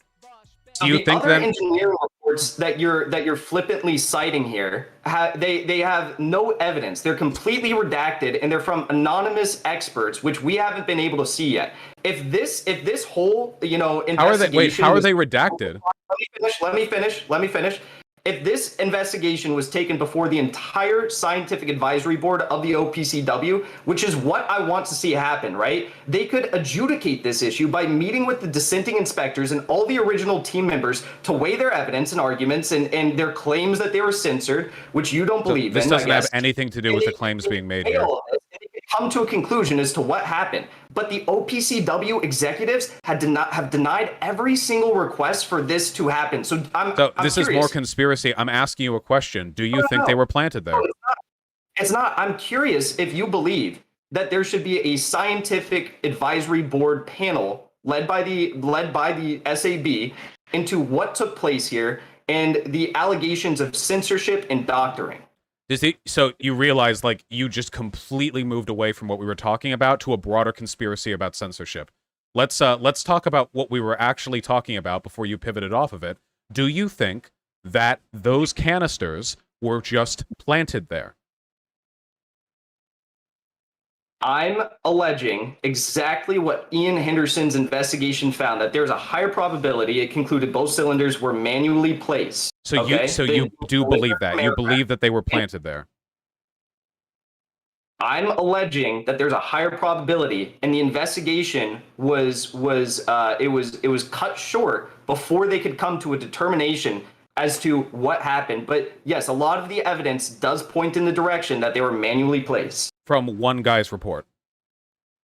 From yes, from Ian Henderson's report, the one of the international leading experts on ballistics. And, so wait, you can't keep deferring to authority because the authorities agree with me. You can't keep doing that. The overwhelming, like, international consensus is in favor of my narrative here. If you don't want to reckon with the truth, and the it's OPCW, what? Oh my God, dude! You guys really are indistinguishable from Sandy Hook deniers either. Dude, if you don't want to fight against the truth, like, dude, come on, take your dick out of your mouth, okay? Continue, regardless of whether you like it or not, I guess. So, right, so Henderson made that claim, but then there were other three independent engineering studies.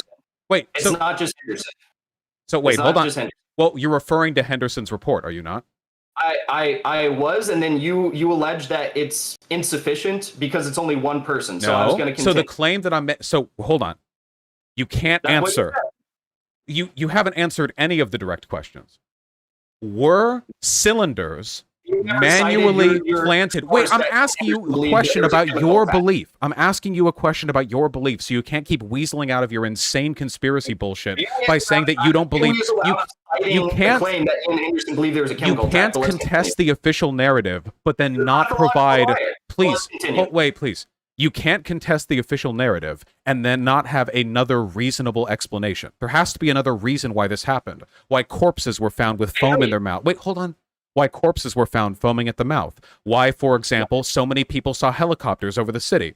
So now I'm asking you, how did these chlorine gas canisters get at locations 2 and 4? And furthermore, how was there damage done to the buildings, which was consistent with an aerial deployment of these canisters? Did they, like, look around for buildings that looked like they had recently been shelled and then, like, ran up there with, like, an empty chlorine gas canister and then dropped it there and, like, nobody saw this? It wasn't consistent. The ballistics experts said that it was more likely that the crater... Are you going to listen? It was more likely that the crater had been made by an explosion, probably from an artillery round, a rocket, or a mortar.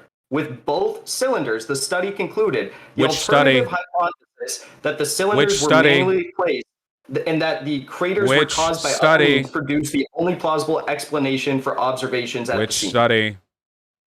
That is Ian Henderson's report. Yeah, stop saying the study and stop saying the ballistic experts when what you mean is the one guy's completely unverified report. Can you please stop pretending there are more people on your side than actually are by not naming the people who we've already directly implicated in the broader conversation? Just say Ian Henderson's report, okay? Now, so how did the cylinders get there? Bosh, that is the principal argument that I'm trying to make here. How did the cylinders... This investigation was cut short, and the key investigators were forced off the fact-finding mission team before they could complete their investigation. How that is the exact argument did the cylinders... And that's why I want to see this taken before a scientific advisory board of the OPCW, so we can identify and weigh out all the evidence on both sides, and come to a conclusion as to whether there was a cover-up and potentially start another investigation as to who was responsible for this attack. How did the cylinders get there? They weigh about 180 pounds. They were brought up to 2 locations. One of them had a harness on it that was so large it would be difficult to fit through narrow hallways. How did they get up there when no witnesses, not even witnesses that the Syrian government or the Russian government interviewed, attested to have seen, like, people planting that stuff? So Henderson's report was focused specifically on the issue of how the cylinders got there, Come on, not whether man. there was a chemical attack or anything like that. So he doesn't purport to know who was responsible for placing them. I'm asking you how they got there. My narrative is really simple. Why were there people who died with foam in their mouths? Why were these buildings blown out without there being any shrapnel nearby? Why did these people die? Why were there canisters there? Why were there helicopters there? Oh, the helicopters dropped chlorine bombs, something that Assad has done many other times. Your explanation is, I don't know about the corpses, I don't know about the helicopters, I don't know about the canisters, I don't know about anything. Which suggests that aircraft bombing was responsible for those chemical cylinders, alleged chemical cylinders getting there. In addition to that, the cylinders the report produced the only plausible explanation for the observations Whose at the report scene again? were manual placement. And Vosh, I haven't even gotten to this yet. I haven't even gotten to this yet, but I think this is important. Whose report? I think this is important relating to all of this stuff. Really you quick. Might find this whose report? You might find this interesting. And there were 3 independent engineering studies commissioned. Who is a journalist at The Intercept? What does this have to do? You don't want to hear what The Intercept found? No, I want to do the question by question instead of jumping around desperately to avoid answering basic questions about my conspiracy.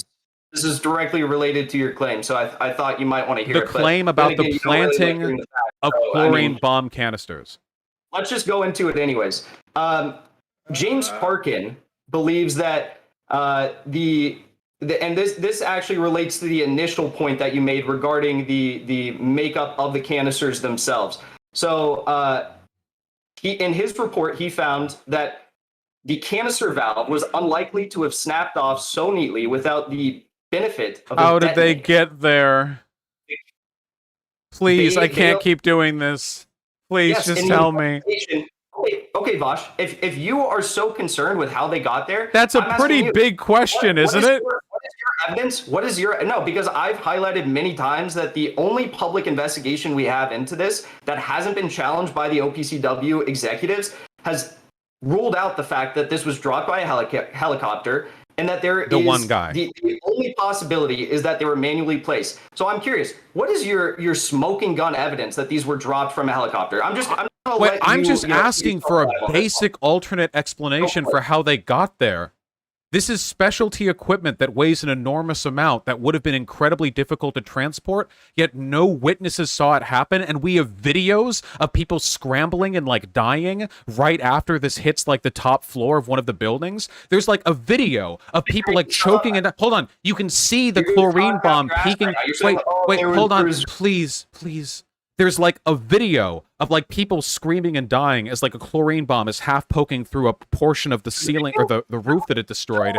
And wait, please, God, I'm begging you so hard. Please let me finish this. So helpful for Ian Henderson to have that video, Vosh. Okay, please, God. You have the video this entire time, but you haven't shown it to all of us yet. You want to show us the video of the chemical cylinders being dropped? I can't. Wait, it's not a video of the chemical cylinders being dropped. It's a video of people panicking after the chlorine gas starts being disseminated into one of the buildings. I can't show it on my stream. Way different, Vosh, because you just said that's what I said. That there was a video of helicopters dropping. And no, I did. Dude, wait, I can't. Wait, are you arguing?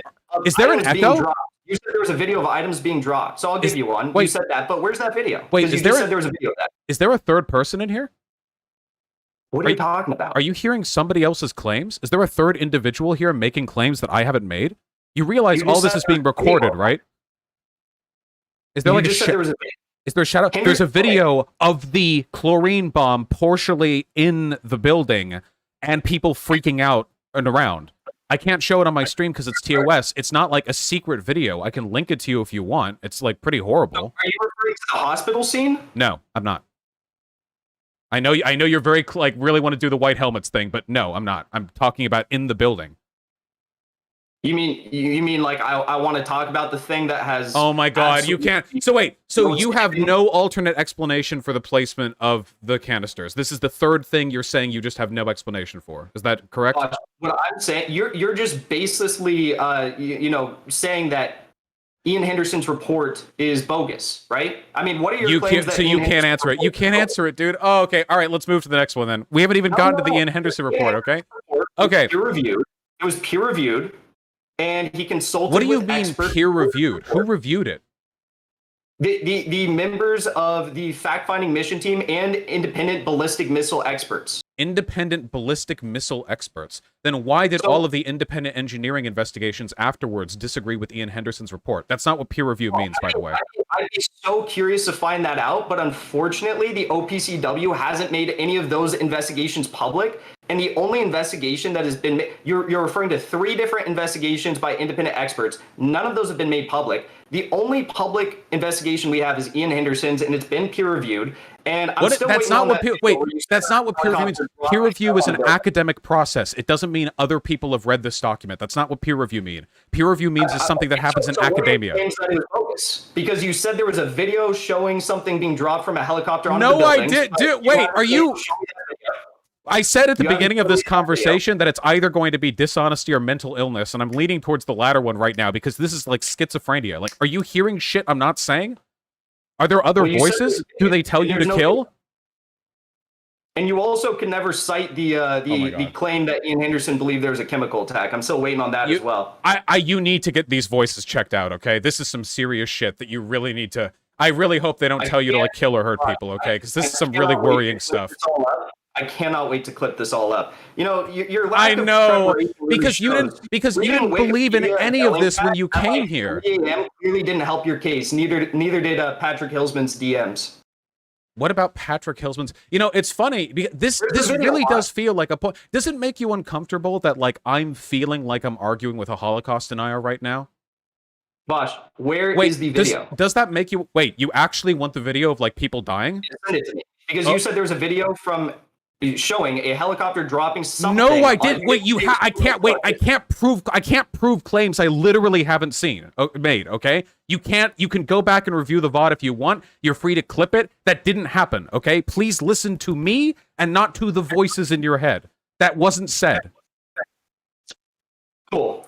Okay. Do you want the video I was actually referring to?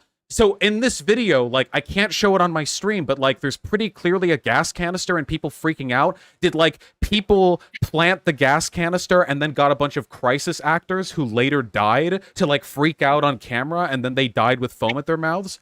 Like, here, I'll send you the video. Can you give me an explanation for this? This was uploaded the day of the attack, by the way. The people who died were crisis actors. Then how did? Can you explain this video? Ian Henderson is alleging that yes, like you just said, the canister was manually placed. So I'm glad you've been able to understand that now. And you asked who peer reviewed this. I told you. Wait. I can't wait. We can't keep doing this conversation if you literally can't answer questions. Executives have never been able to debunk his claims with public investigations or reports. Wait. So do you believe in crisis actors?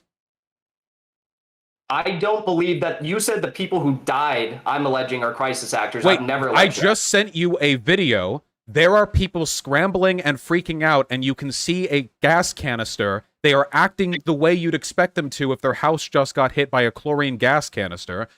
Is this video faked? Did somebody run in there, plant the gas canister on the roof, and then get the camera ready and have a bunch of people freak out, and then later people in this video were found as corpses? Is that, like, the thing that happened?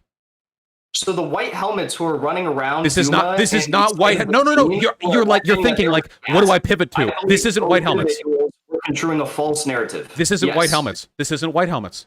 I know you keep wanting to pivot to that because you've like prepared talking points, but this is not white helmets. Bosh, let's just go point by point here. Oh my God. If you believe, and I'm not saying you do, but let's say you believed Ian Henderson's report that what? Oh, wait. If we're at the point now where you're so obviously aware that you've been blown the fuck out that you will literally not participate in a conversation that we are having, then we might as well just end it here. I've already given you more attention than you deserve. I know you were desperate to get my attention. If we're literally at this point now. Ian Henderson's report said that it was more likely that the crater had been made by an explosion. Okay, I think we're at that point. All right. Have fun, my dude. Talking to you was identical to talking with a neo-Nazi. There's literally no difference between you people. All right, I left. I can't, once we reach the point where they're literally not participating in a conversation, I like that. I'm like, here's a video immediately as the attack happened, and he's like, are you talking about the white helmets? Because he has like a bunch of talking points prepared about them, you know? He was not engaging in that conversation whatsoever. And by the way, hey, If you guys, anyone who agrees with him or watching this video, and you honestly believe he came off looking good there, you really are ideologically indistinguishable from neo-Nazis, because I have heard more convincing arguments for Holocaust camp deniers, okay? Wow! Like, every point, he's like, well, here's, I don't have an alternate explanation for why this incredible series of events took place, you know? Wow, you know, I can't explain the helicopters, I can't explain this, I can't explain that, I can't explain any of this, and he kept jumping to excuses to ignore every single point of the conversation, you know? He was like, oh yeah, well, you got your preparation points from the Young Turks guy. Oh, this is the White Helmet's talking point. Oh, you got this from Bellingcat and CIA. Can you go through your evidence, Vosh? I want to hear it so I know what to say to deniers.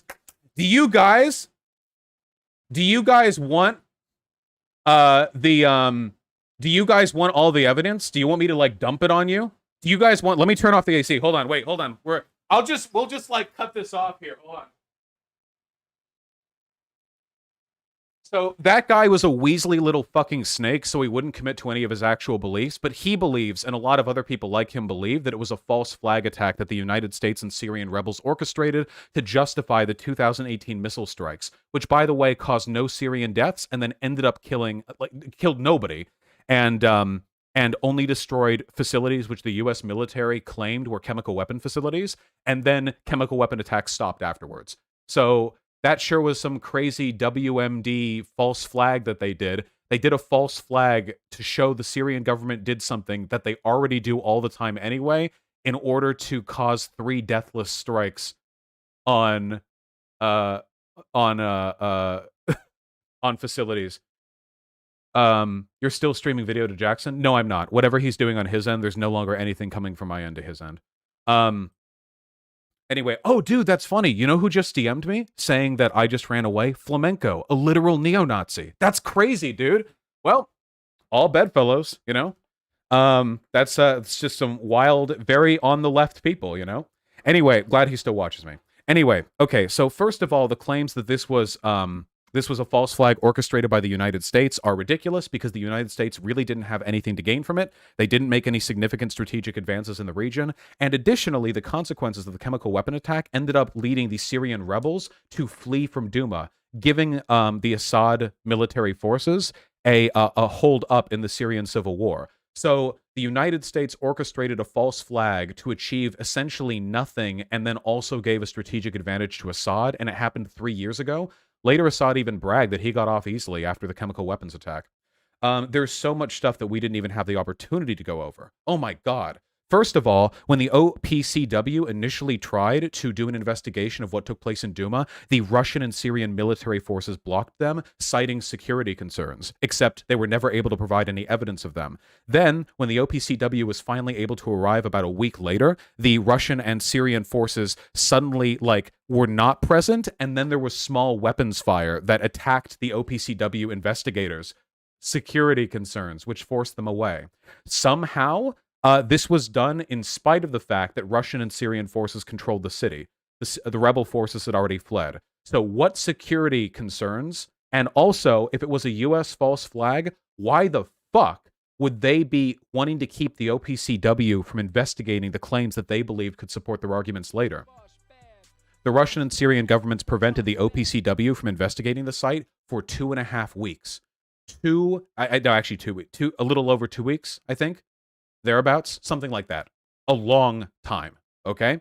So after all of this obfuscation, keep in mind the OPCW was delayed, but other organizations weren't, okay? Other organizations like the New York Times and international humanitarian and anti-war organizations, they were present immediately after the attack, and they were got witness testimonies and found overwhelmingly people arguing that there was a chemical weapons attack, overwhelmingly arguing that that they saw helicopters. Like, all of the testimonials that they gave really ended up aligning with the narrative that I produce. The only notable instance of a person disagreeing with that narrative was a young boy and his father who claimed that there was no such attack. That person right there apparently were interviewed at a military base, and they were prompted by the Russian military, you know? So, here we have one witness who disagrees with the overwhelming, amount of witness testimonies, and it's It's this kid and his father, and we're the Russian military. Okay. Anyway, there are like a billion, like a trillion even, like little pieces of misinformation that Russia and Syria spread immediately after these attacks. For example, Russia made the claim that the attack didn't actually not happen at all, but instead that there were attacks locally at a Syrian rebel-controlled chemical weapons storage facility that later turned out not to exist. It was like a complete lie. There was like a scramble to assemble a bunch of different narratives. There were people saying that there had never been any chemical weapons attacks, and incidentally, there were also like dissonant reports coming out from medical experts who were in Damascus, 10 kilometers away, who claimed that the people may have died from like dust inhalation, except that's not consistent with any of the medical evidence or any of the evidence of other examples of bombing or shelling effects on cities before. So it seemed like a really huge waste of time. Guys, if you're wondering why like the tankies or Assadists are freaking out, it's because they're alt-righters, okay? They act identically to alt-righters. Have you ever seen them on Twitter? They're completely identical. They're not different in any way. They get along with alt-righters. There's a reason why Partisan Girl is literally friends with Nick Fuentes, okay? They're alt-righters. They're authoritarians. They just like it. They like conspiracy, and they like it when people are murdered for, you know, as part of the domination of an ethnic minority. They just enjoy it, okay? Anyway, so all of that aside, there's so much evidence aligned against every element of this. First and foremost, the Inspector A, the Alex person who published the first draft of the interim report, that person, many of their claims were based off of biochemical analyses of the bodies and of the survivors of the alleged chemical weapons attack. However, the OPCW as early as 2014 claimed they would no longer use biochemical indicators as a suggestion as to whether or not there was any evidence of a chlorine gas attack. The reason being that they're not reliable. In terms of the evidence of there having been a chlorine gas attack, in addition to an overwhelming number of witness testimonies, corpses and corpses of people with like foam and bubbling at the mouth, people with injuries consistent with chlorine gas, though it can vary tremendously depending on length of exposure and how quickly you were treated and stuff like that, which is why the OPCW doesn't use those indicators as reliable suggestions anymore. Additionally, here's a nice little piece of evidence. So here's one of those cylinders that the coward we just talked to said that he didn't have any alternate explanation for the presence of. What we're looking at right here is just 2 months of erosion. Look at this. This is a steel canister. Over here, this is a picture taken right after the bomb was dropped. Over here, 2 months later, it looks like it was fished out of the ocean after 100 years at the bottom of the depths. What causes that? Well, chlorine gas causes that. Chlorine gas causes metal to erode and rust. Chlorine gas, when it comes into contact with moisture, produces a number of acidic substances that erode metal, flesh, a lot of other things. Additionally, the OPCW reports the locations they were allowed into because Syrian forces didn't actually allow OPCW investigators to one of the locations.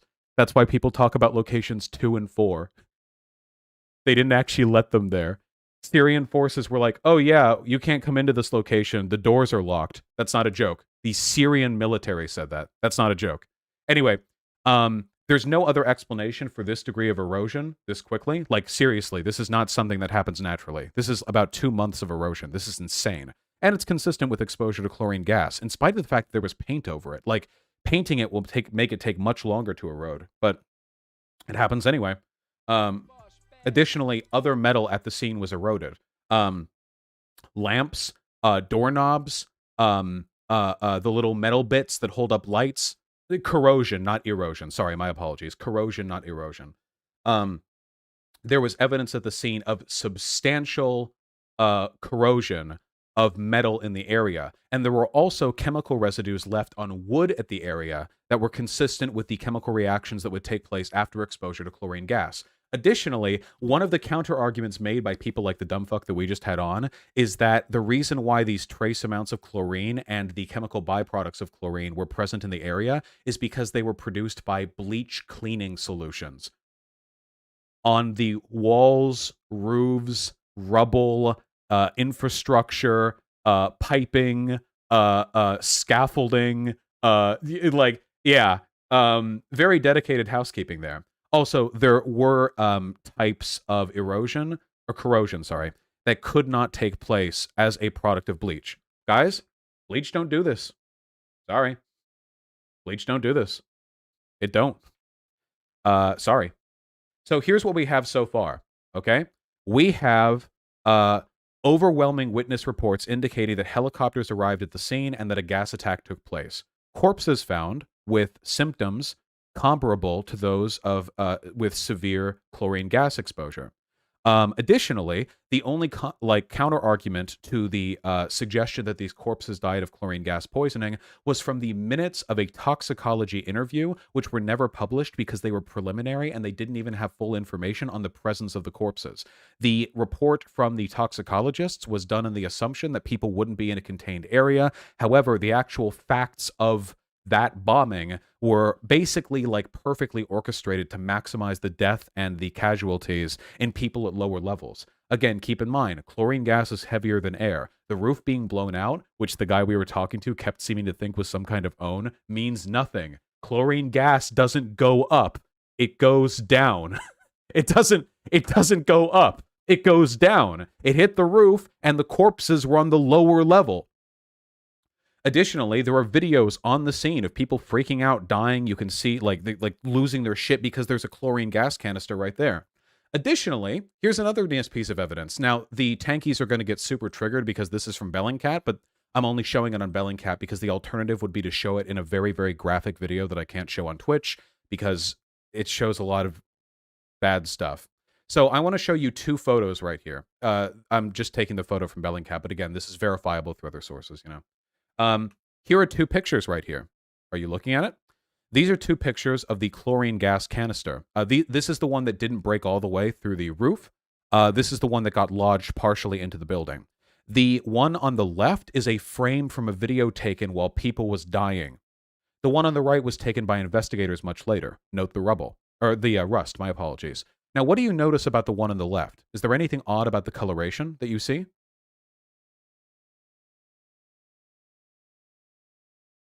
Oh, wait. It's white.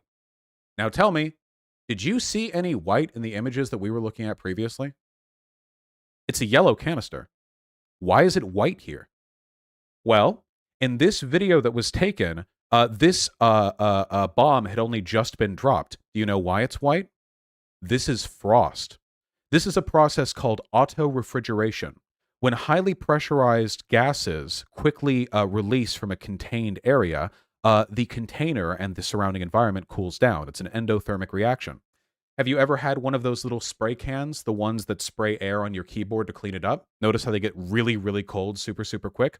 That's called auto-refrigeration. I won't claim to understand the entireties of the chemical reaction there, but it has to do with the pressure inside and stuff like that. So here's a question.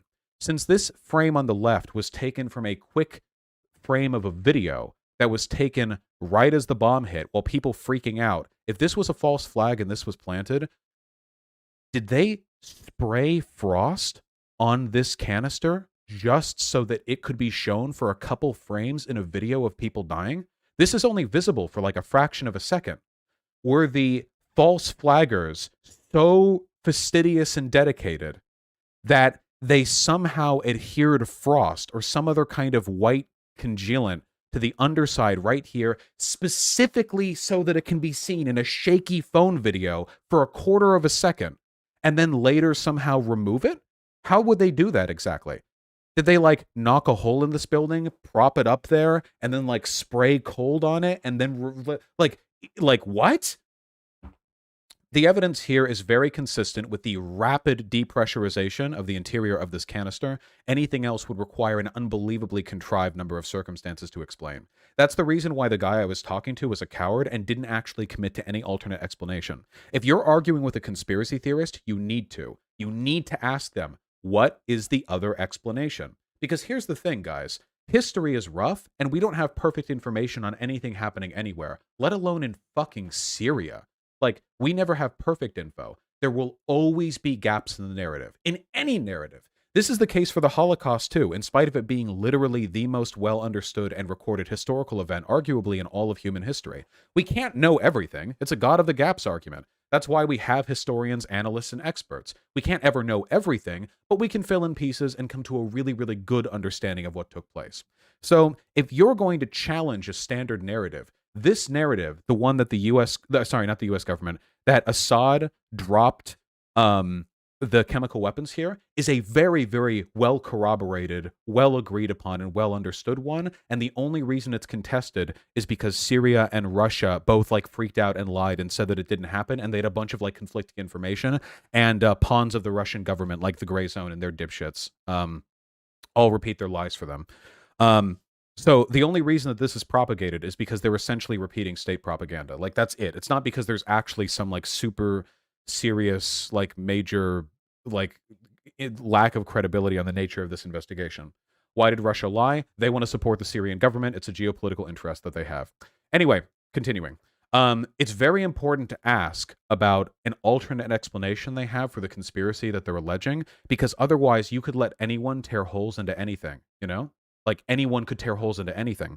Well, this one historian said that in 1443, a train manifest in Nazi Germany was inconsistent with the broader narrative that there was a payload of food and supplies that was delivered from Munich over to here. And, you know, anyway, yeah, like, this one guy's pretty credible, and he says that didn't happen, you know? And then you're like, okay, so what are you saying?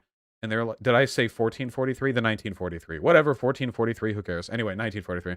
And then you're like, okay, does that matter? And they're like, well, I don't know. It's kind of crazy, isn't it? Anyway, like, if you disagree with me, then you're like a Jewish shill. Wait, hold on. So wait, are you alleging that there are inconsistencies in the narrative, or are you alleging that anyone who disagrees with you is like a member of the U.S. State Department?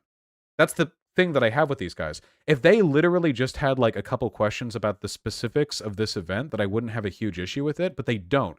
He was like meek and simpering with me. This is the I'm just asking question things that Holocaust deniers do. But on their own, they make very strong claims. Ever notice this with Holocaust deniers? In their forums, they're like, yeah, bro, Holocaust never happened. Jews faked all of it. Wish it did happen, though. Yup. But when they're talking with other people, they're like, no, no, no, no, no, no. I don't believe any of that. I just have some questions on these reports.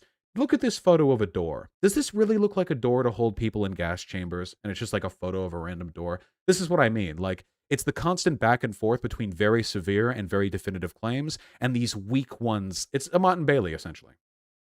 Anyway, maybe I'm in the total dark of how many people are countering Vosh's position on this. Kyle Kalinske, Glenn Greenwald, the Gray Zone of Aaron Mate and Max Blumenthal, the guy we just talked to, types like that, like Assadist types. Unfortunately, Kyle Kalinske is in line with them, but I don't know. Jimmy Dore, too. Yeah, Jimmy Dore is pretty big on this. Socialist MMA is coping so hard. Oh, yeah, I bet. I hope that guy enjoys the gigantic boost to his career that he gets from, like, being able to talk to me, you know? Yeah, no. Wait, I'm actually getting report. Apparently, like, at some point, he started, like, tampering with the video? Or something like that?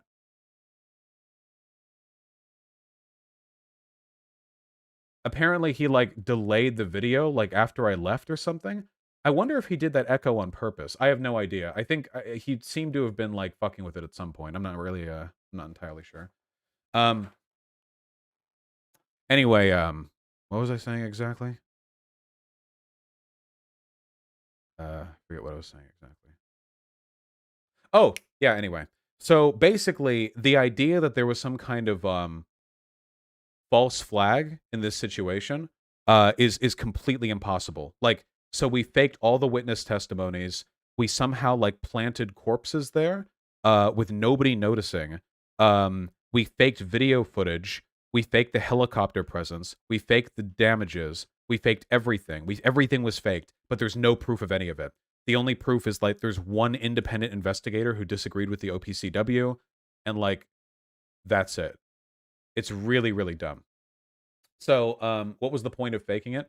Yeah, the funny thing is that with regards to the point of faking it, like there's not even a point really. The U.S. government already achieved its goals in Syria with regards to the 2018 April 7th bombing of Douma, and they didn't do anything more. Like there's not really much else behind it or to it. I would be really, really suspicious of people who buy into this Assadist nonsense, in large part because, A, I really do think they're like intellectually on the level of Holocaust deniers. Keep in mind, there are people who are going to say that I rage quit that debate. I only did so when he made it incredibly clear he wasn't even talking with me anymore. You noticed that, right? He wasn't even talking to me anymore.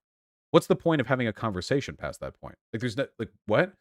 This is one of the tactics that alt-writers like to use as well. When they realize they're losing a debate, they act so insufferably that you no longer see any point in continuing to talk with them, and then they act like you walking away is some kind of loss.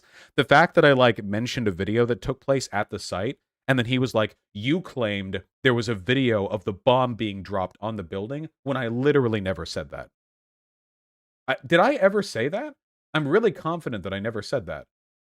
I do not think I ever said that. But he was like so insistent that I said that.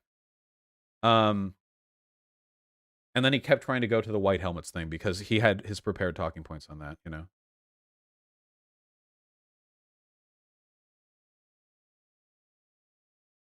All right, I think so that we have some Twitter dominance, I think it's time that we do a together tweet, okay? Are you guys ready?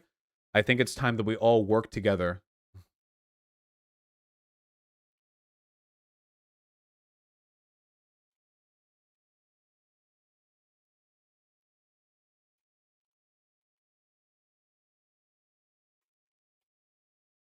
Let's see. How do we spice this up a little bit? How do we maximize?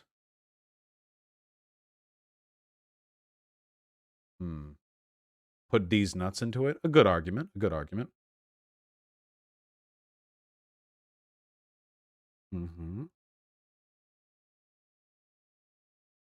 What's the white helmet thing? They're like an organization there that they have like some pre-prepared talking points on them being like staged actors who took videos at the hospital, and I wasn't even like going to talk about them because it doesn't matter.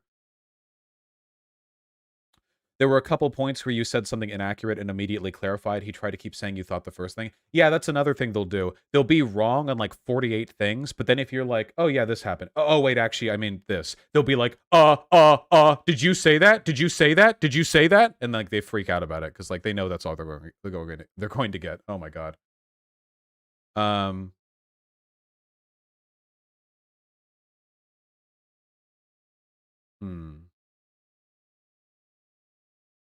No vague posting? Nah, the Jason Hinkle guy's already got enough clout off me.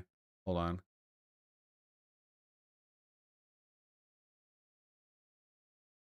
Oh yeah, argument should be in quotes.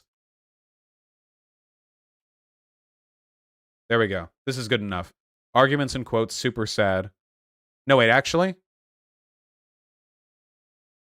Perfect.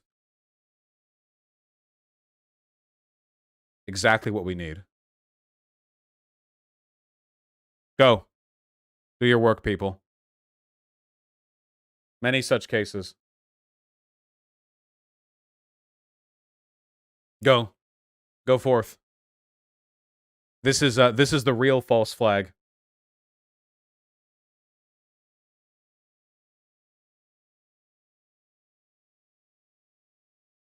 True.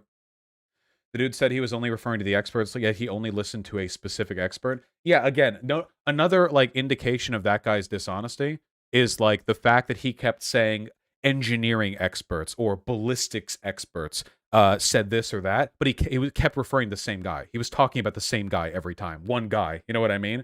Like he was so clearly trying to inflate the number of people who agreed with his perspective by not actually mentioning the name specifically, you know? And he didn't know what peer review meant. Yeah. Maybe you should have a language check for debate prerequisites in the future. No, no, no. I knew it was going to be like that. Why do you guys think I stayed up so late, like, looking up arguments last night? Conspiracy theorists are incredibly exhausting to talk to. You know? Like, it's always going to be like that. They're basically just neo-Nazis. In terms of the way they deal with the world and the way they regard, like, empiricism and factual information, that's basically what they are. And that's basically what they give, you know? Jackson fans are trying to dislike bomb the stream and failing. Yeah, another thing they do is they brigade like crazy. This is, by the way, this is something that I'm a little bit proud of. I have disagreements with plenty of other communities. You know what happens when my community has a disagreement with another community? You guys go in there and you're like, Vosh bad, Vosh bad, Vosh bad. When other people have a disagreement with me, they brigade and they're like, "You're a fat fucking pedophile, Vosh. You fucking piece of shit. You fucking Jew." That's normally what I get. Okay, they really act like indistinguishably from alt-righters. I'm happy though that all of these types were watching because I want to experience the cope in the years to come. Okay, that guy couldn't answer a single fucking thing. He was repeatedly caught out on lies and misinformation, and he had no alternate explanation for anything that he presented. He was also walking back earlier claims. He was saying here, like, I just want there to be an investigation, but no. It ain't happening, folks.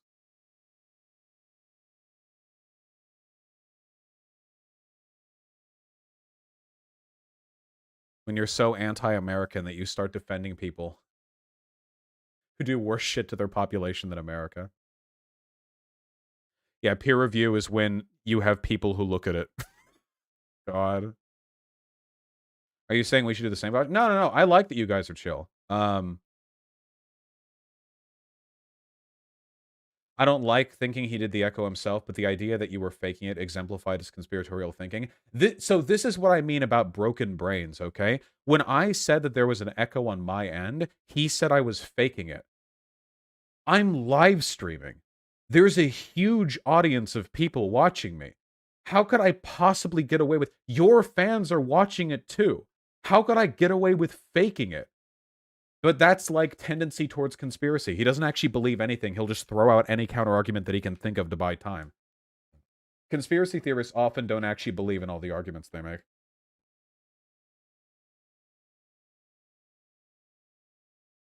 What's that quote? Like, fascists delight in acting in bad faith. You know? I enjoyed the research stream last night. Literally any subject would work for me. I like doing it with conspiracy stuff, you know?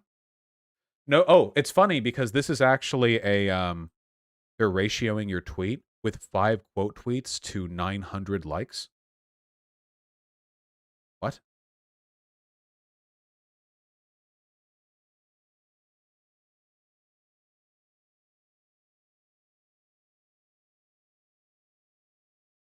Hold on, we're not done. Chat, I need you for one more.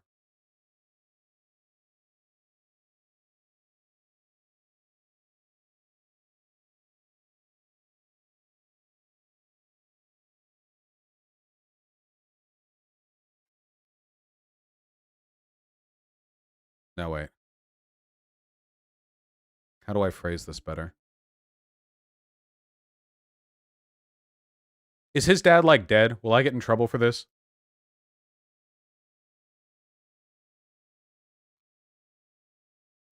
Does he know his dad is alive? Okay.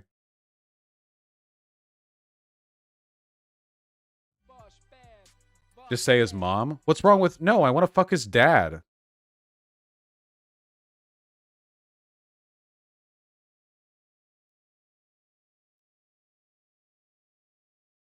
I don't like the term tramp stamp.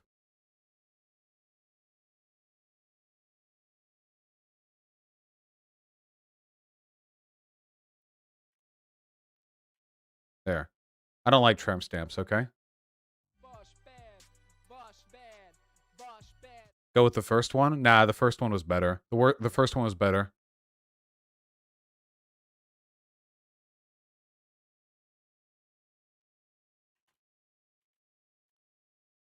All right, get in there. Go. Go. You wait. Gotta remove the now. There. Go.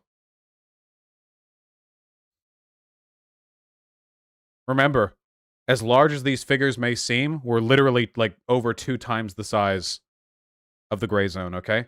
We have power. Never forget. Good. Yes. Excellent. Good. This is the real false flag. This is the real abuse of power. This is what I like to see. Bosch, you made some good points, but the schizophrenia thing was kind of a low blow. Yeah, I guess. I'm sorry. I get a little ableist when I'm talking to people like that, but this is something that I've always struggled with. I'm not the best at understanding other people's mindsets. I don't know if it's like an autism thing or whatever, but when people are that far gone, I genuinely don't know what to do other than, like, completely mentally write them off. like as a crazy person. It's all I can really think of. Like with people like that, like I know it's ableist. I know. It's just like I don't even know. Yeah. We do a little ableism. But does anyone have an alternate explanation? I could never imagine being like that. I don't know. I place a lot of value on like the belief that I'm not some kind of crazy ideologue. Like I know that I have my biases. I'm not pretending that I don't, but I don't think that I'm so unbelievably lost that I could never even that I could like he couldn't even have a conversation with me. I don't know. God. Well. American derangement syndrome. Yeah. Yeah, but it is deliberate. That's very important to remember. Nobody acts like that like accidentally, you know? This is a very deliberate effort to be that dishonest. It's pretty cringe. Pretty cringe. Ratio socialism MMA. I already ratioed socialism MMA with my first debate. He got ratioed so unbelievably hard.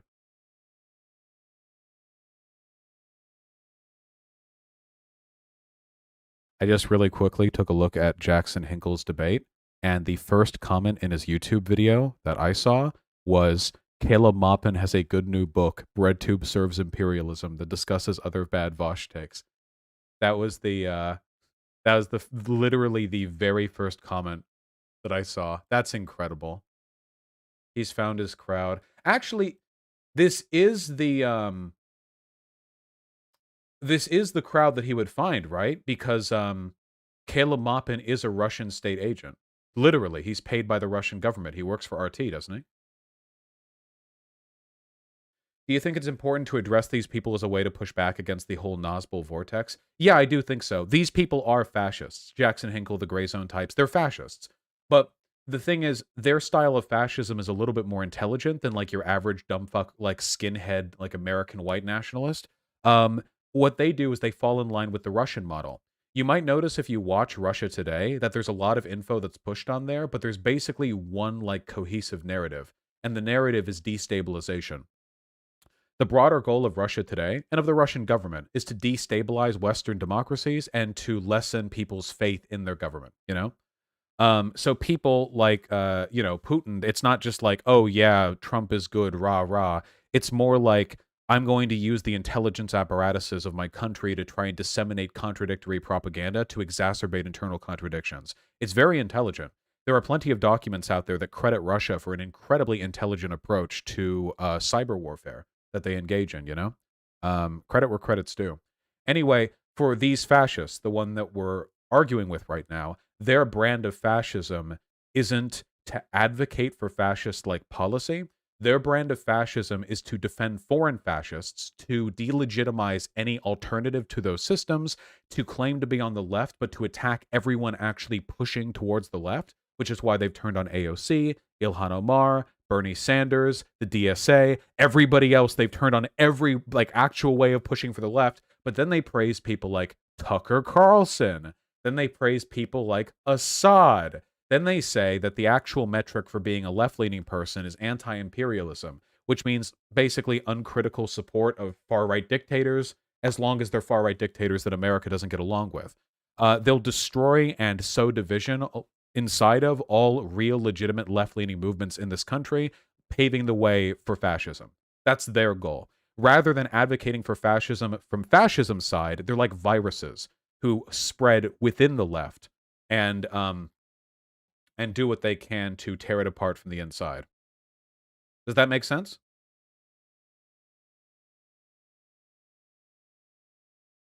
You know why Assad is gassing civilians is fucked up, man? He's a bad dude.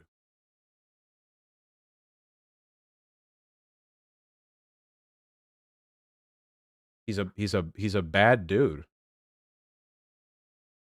Bosh, that's a lot of inference. No, I think it's a pretty clear strategy, dude. What else are you getting from people like Jimmy Dore and Glenn Greenwald?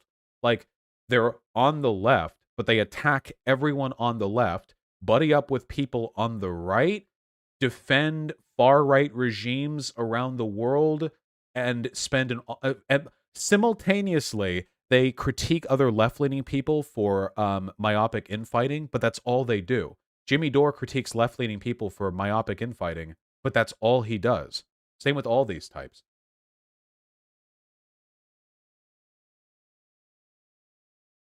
Dore regularly goes on Tucker Carlson to agree with him and not push back. Glenn Greenwald called Tucker Carlson a socialist. Vosh, you did give him a lot of clout points, though, IMO, by getting upset and making statements you had to walk back, at least the one.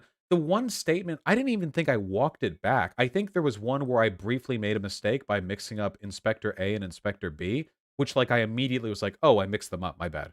Like, okay, that's not really walking back anyway, anything. And the other one was, I said, like, the Ian Henderson report affirmed the presence of chemical weapons, but, like, then more specifically, I clarified and said it wasn't really dealing with the existence of chemical weapons, only, like, its deployment. Like, the inference from the Ian Henderson report was still the presence of a chemical weapons attack because it was kind of implicating the Syrian rebel forces. This is, like, a very minute, like, correction. He fixated on it super hard because he made some, like, insanely stupid statements that he wanted to pull attention away from, you know? Also, did I come off that angry? I feel like I mostly came off exasperated, but there's only so much I can do, man. There are limits. I think it was within reasonable limits.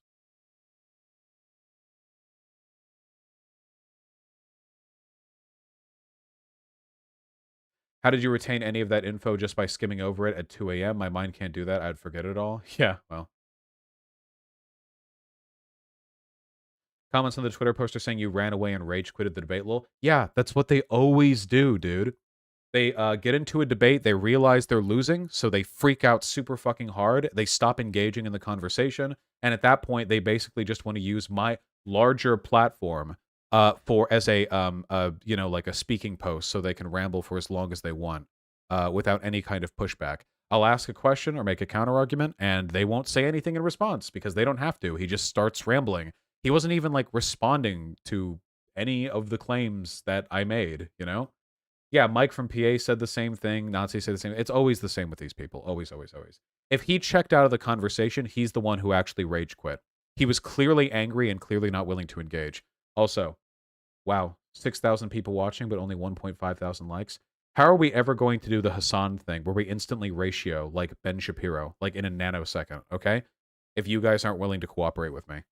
We need to catch up, okay? This is the new meta. What's funny is I think more of you liked the I fucked your dad one. No, the I fucked your dad one didn't get more likes. Just got a lot.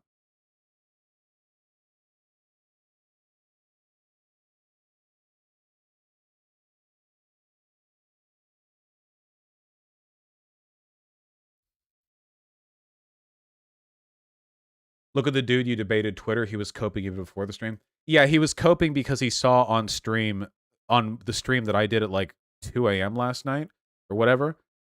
He saw that there was he took a screenshot that I was DM'd by the foreign policy correspondent for the Young Turks. That's why he mentioned at the end. Did you guys notice that? At the end, he was like, you were coached by TYT. The guy on Twitter sent me a couple links and I looked at them. Like, but again, it's conspiracy. Like, it's conspiracy arguments. It's exactly the same as any other conspiracy theorist. You have a connection to an organization I don't like. That means that you were coached by them, and that they are the puppet master secretly controlling. You know, they hate TYT. Oh my god, dude. Yeah. Because the TYT foreign policy correspondent already epically owned them in the past on this anyway. You can have a bot in chat that spams the tweets you want liked like Hassan does. Oh, maybe I should do that.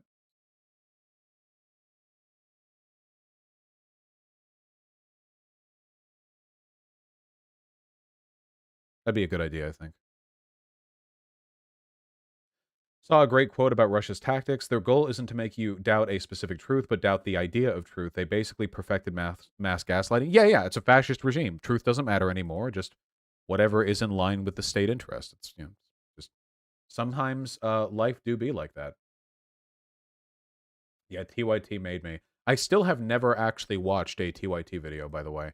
I feel like at this point, since apparently I'm being coached by them, that I should probably do that, you know, really get familiar with my base here, but yeah.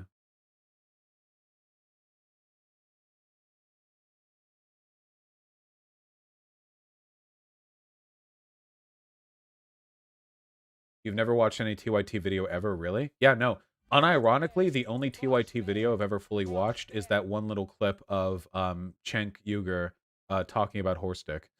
That's it. That's the only one.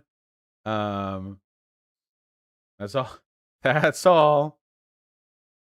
I'm sure there are defensible elements to TYT. Everything that I've like every time I see a clip from them, they come off like too libby for me. TYT isn't socialist. Like there are elements of their coverage. Look, the important part is, okay, they're not fascist. If they're not right wing, if they're not fascist, they're probably going to give like decent arguments on most issues. But they're not socialist, so I feel like on some critical issues, I'm going to split with them on tactics and so on. But also, there are a lot of people from TYT that work with them that are quite a bit more left-leaning than like the default state of the organization, right? You know? Yeah, they're pretty decent libs. Yeah, they lean more towards like social democrats.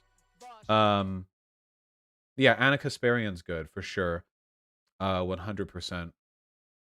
There are good people who work at TYT. Anna Kasparian's cool. They were big Bernie supporters. Yeah, I mean, hey, me too, right? God. Let's do a Q&A. Let me turn the AC back on. My remote died, so I have to manually push the button. Hold on.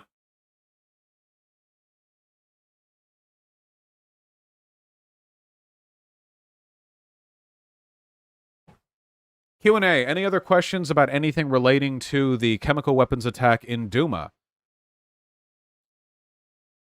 Just in case anyone knows, I read for 6.5 hours last night. I am exceedingly knowledgeable on this issue. Probably quite a bit more so than the people who are accusing me of being unknowledgeable on it, so. Why does the AC keep turning off? I turned it off myself. Yes, Anna has said that she watches me, which I'm very flattered, you know?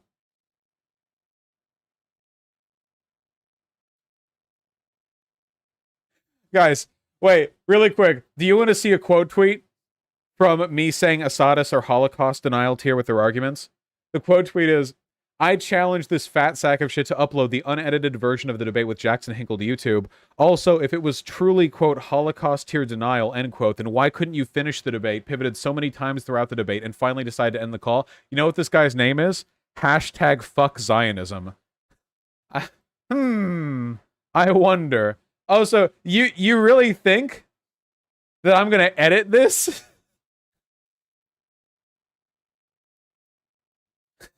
Why? What would I edit? God.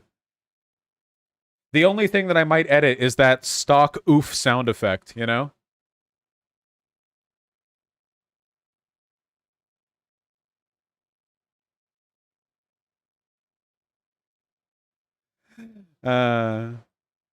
Oh, hey, hold on. One more tweet you guys gotta upvote, but it's not mine.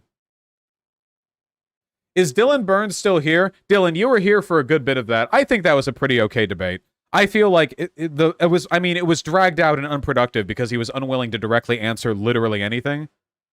But I feel like that was good.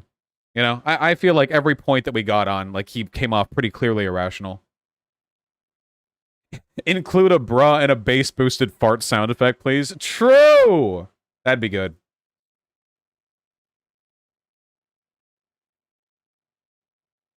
Oh yeah, I like Emma as well, quite a bit. Did you explain that? Oh yeah, wait. Q&A, guys. Q&A, okay?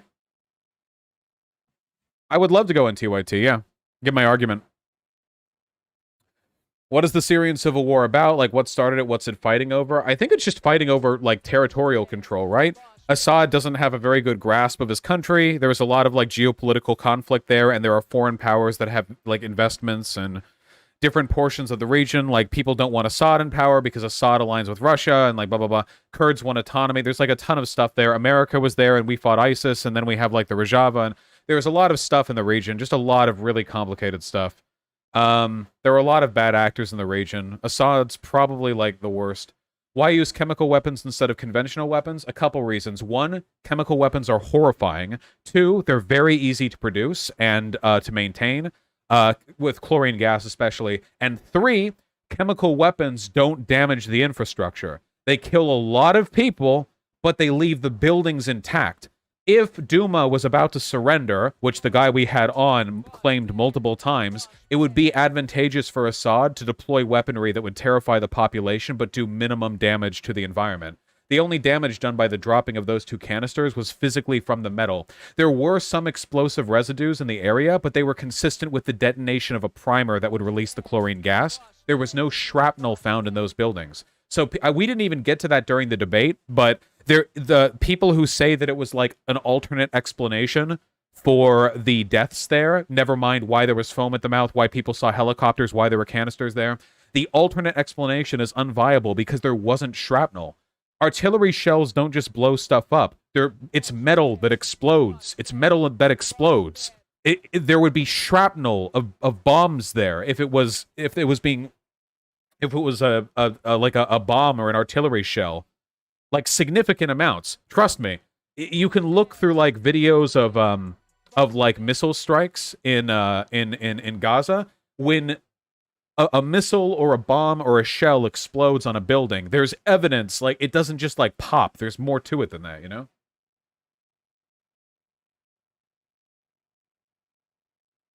What do you think of the Kalinsky argument that Assad has no motive because he'd all but won the war at that point? Assad has dropped chemical weapons plenty of times. Why wouldn't he? Like, what, do you think that he's like a moral guy? It's not like he's ever like hesitated to kill civilians before. Why drop on civilians? To terrify them. He's done it before. Nearly 100,000 civilian deaths have been attributed to him. He's bombed out hospitals. He's gunned down protesters. It's Assad. This isn't like he's like trying to protect his people. He's a fucking monster. Maybe he does it because he jerks off to it. I don't know. Ask him.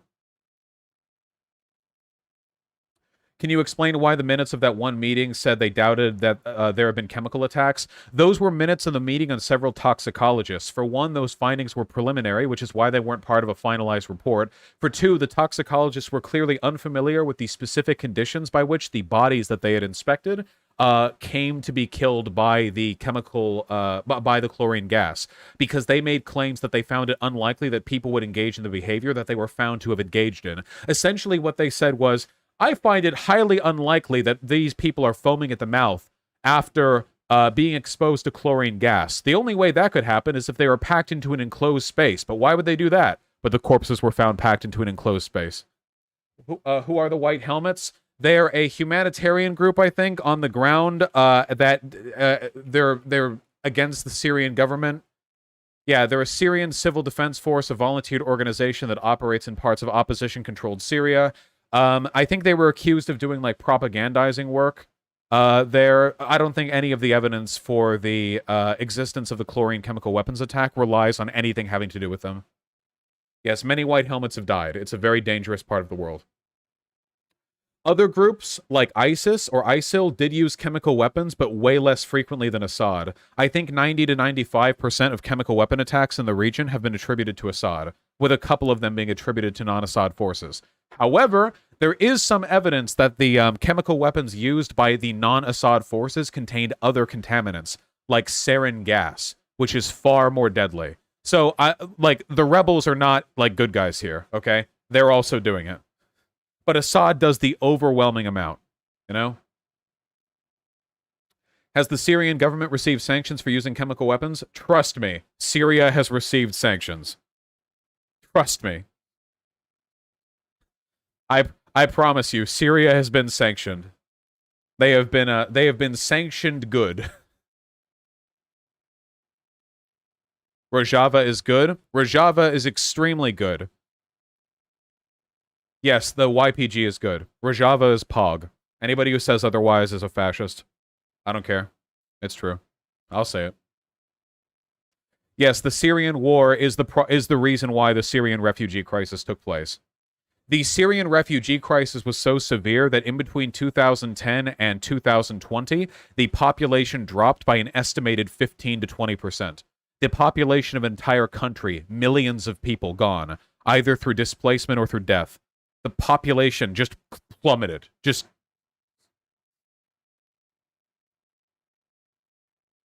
one big claim is that these sanctions are murderous. You agree? Yes, I do not agree with broad sanctions against a general population.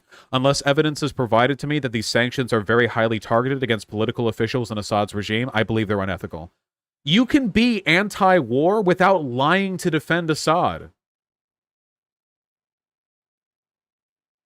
That's the thing. Like, seriously. There are so many people who are like, "Oh, you're pro-war." Like, no, just you can be anti-war and not defend Assad. Yes, the sanctions are very, very bad. Yeah.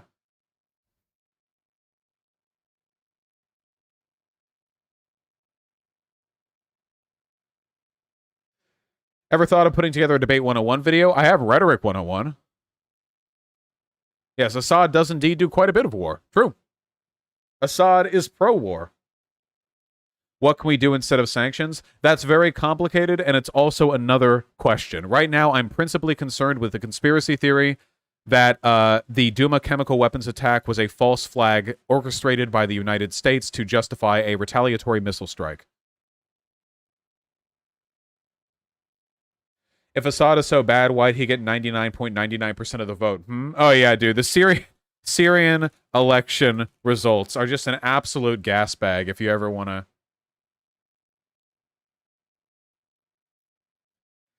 Yeah, 95.19%. Curious. Didn't his dad once get 99.99%? Where's that image?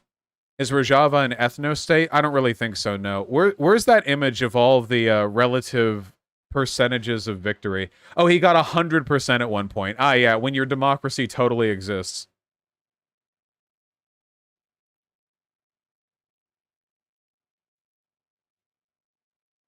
God damn, dude. The absolute audacity. Yeah, here we go from Dylan Burns. Thank you. My foreign policy correspondent. The will of the Syrian people. Hey, listen, you may not like Assad, but his father got 99.2, 99.9, 99.99, 99.99 again, and then finally, 100%. Let's go! Can't believe you are denying the will of the Syrian people.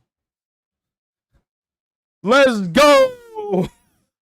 And then his son, bless him, Bashar al-Assad, the current dictator, 99.7% in July 2000. Then 99.82%. Oh, but then his numbers fell. 92.2%. And then 95.1% is the most recent one. Don't worry, Bashar al-Assad. You'll get 100% one of these days. You'll catch up to your dad. Living in the shadow of his father. Yeah, true. Let's go. Remember at the very beginning of the debate when the guy said, I'm not an Assad defender. I don't know why you'd say that. And then he immediately tried to claim that there was like not evidence of all the other chemical weapons attacks that have taken place in Syria. And then he was like, yeah. And then he like defended it. And then when I like argued against all that, he was like, okay, so we're agreed that Assad is a bad guy, as though he wasn't the one who just tried to defend him, you know? Fucking weasel, dude. How can anyone watch that shit and think that it's,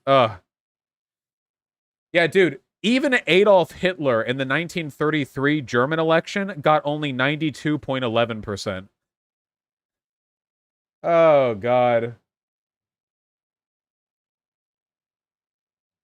Dude, why not put 101%? Like, why not, right?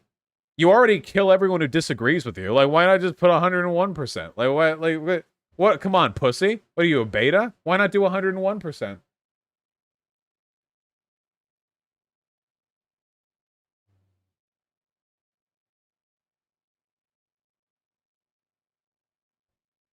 Wait, can we do one more tweet? I really need you guys to come together for this one.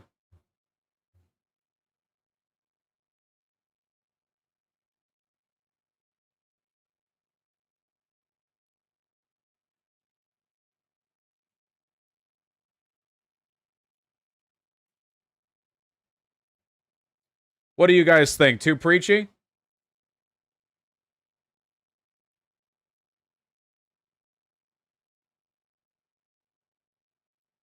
What if we add... What if we add stay woke? That's good. I think that makes it better.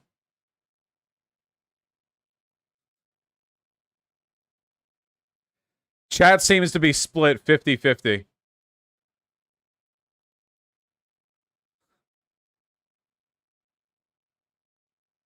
Pull.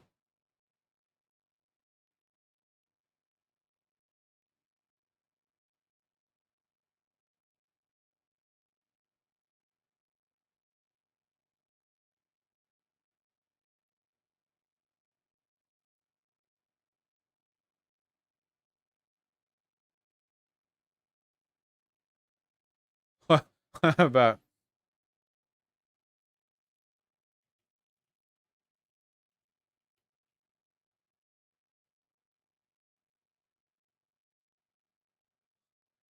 I don't know. This feels ratioable.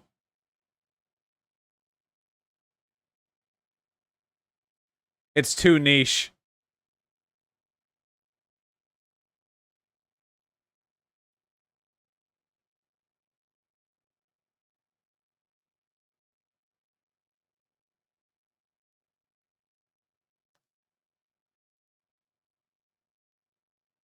Hmm.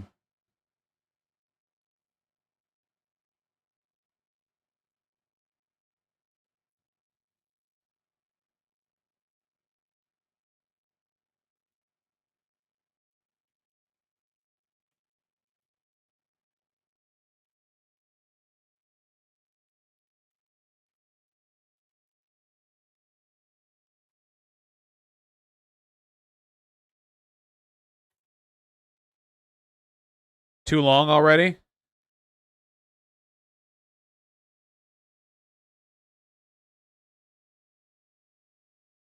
I hate you people. You make this tough. It's hard to work under oppression. Wait, okay, wait, hold on. Much like Assad...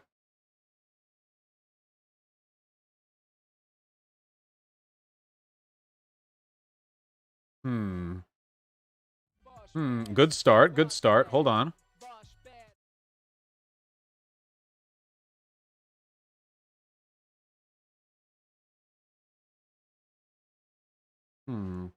Please just do the first one. Yeah, alright.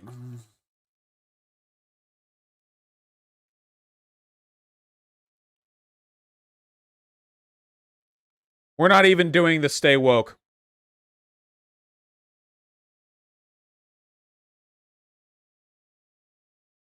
No, we have to do the stay woke. Okay, go! Go!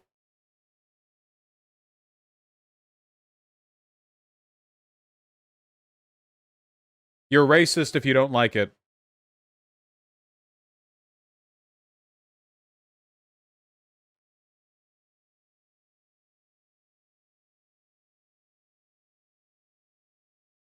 Keep liking. Good. More. We need to do this every stream. I don't have Twitter. Then what kind of fan are you?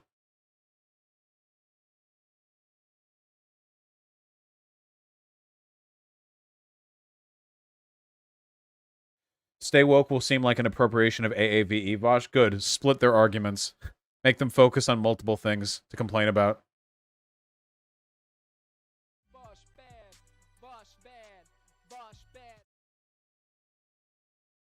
Yeah, make it a two-front war. Oh, God.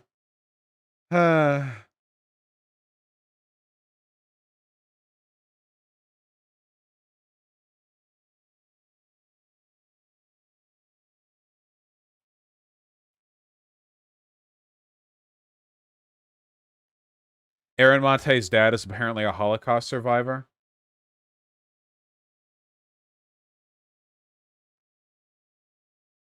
Oop. No, wait. Okay, wait. He was born in 1944. Okay.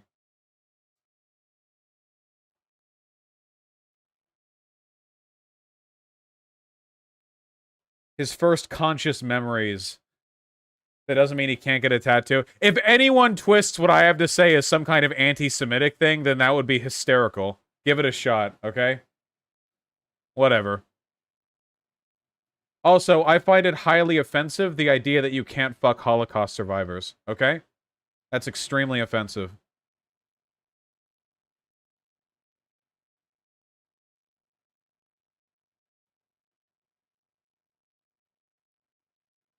Wait, is his dad just, like, 80 years old?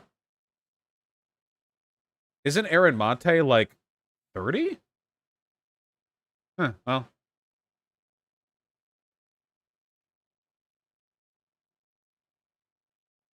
Vosh, it was a joke? Wait, was that a joke?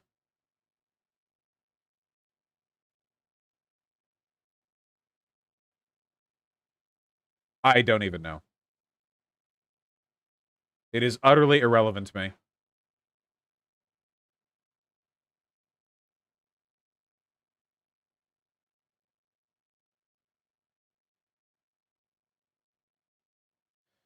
Is your position that we should be committing acts of war in Syria? Yes. As I have stated many times in my stream, the fact that I think that Assad did the chemical weapons attack means, yes, I do believe there are only two beliefs. You either engage in the critical abilities of a Holocaust denier to argue that it was a false flag in Duma, or you believe that we should have boots on the ground in Syria. There is no possible alternate explanation to this whatsoever. Absolutely none.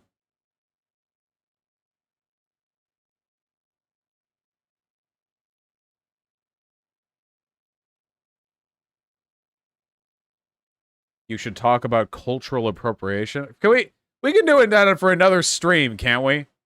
Can that be another stream? Is that okay? Aren't we already drone striking Syria every Tuesday or something? The last strike in Syria was the one where Biden attacked a storage facility that was who was at that storage facility? It was something.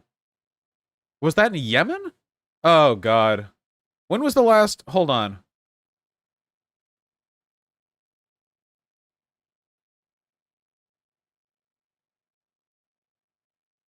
Uh-oh. Oh no, he's doing it. He's doing it. He's biting the bullet. You guys probably should have warned me about the born in 1944 thing.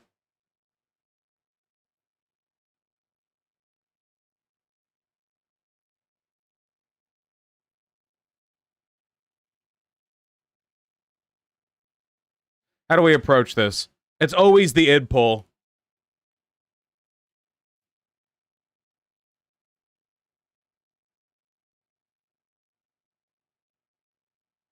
Just ignore it? Yeah, probably ignore.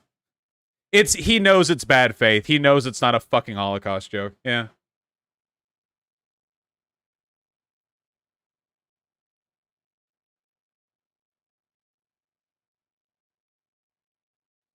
Double down. Tattoo jokes about Jews aren't a good idea in general. I don't know that they're Jewish. I don't know anything about this. I'm not some weird id pull dude. Just double down.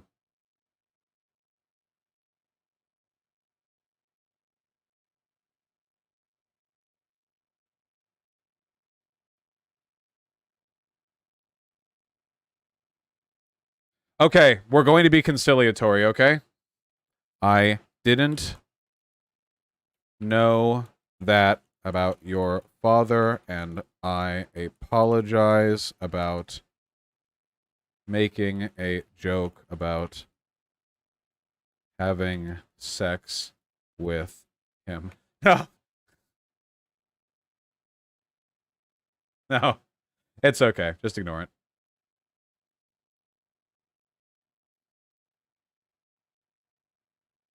You guys need to handle this, okay?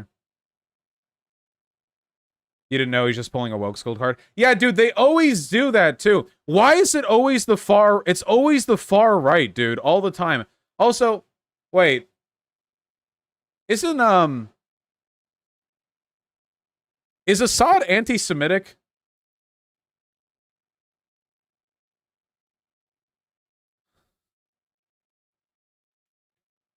Yeah, I'm pretty sure.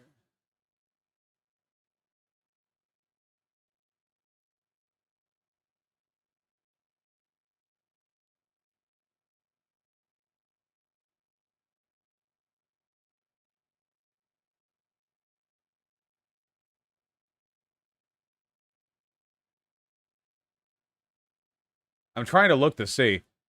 I'm pretty sure I remember reading about that.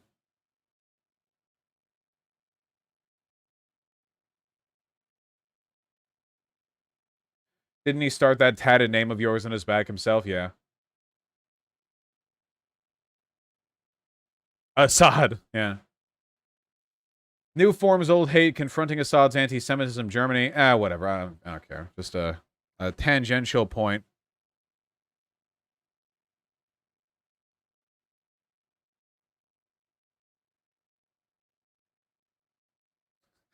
Thank you, no nothing. Taking the bullet.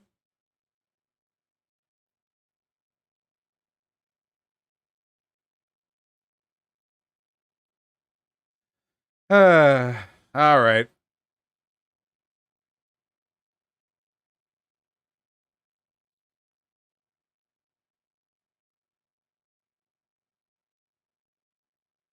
So how are we doing? You know, I don't try to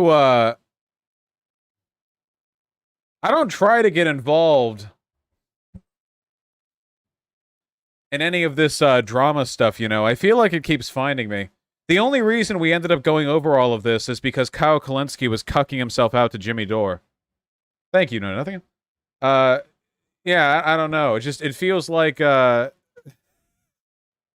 fucking waste of time.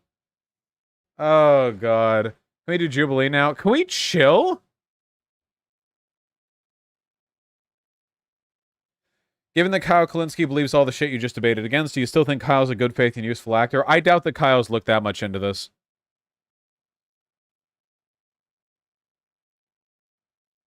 Oh, shit. It's me. I can't show this on stream, but that's a cool drawing. It's not literally me, but it looks like me. I like it. Literally, Vouch. Anyway, the fallout from this conversation basically guarantees that for the next 6 months, anytime I breathe on social media, people are going to reply, saying, "Aren't you the guy who made a Holocaust joke at Aaron Mate's dad, and also who got owned and ran away from the debate where it was proven that you're a CIA shill?" And that's going to be every time I open my mouth on social media. Oh god, these people are infuriated. The only way to deal with it is to outgrow them. How has Hassan's community managed to do that? You know, like Hassan's community, like Hassan recently went on a tirade, where he's like, "I don't want my community to look like a Jimmy Dore comment section."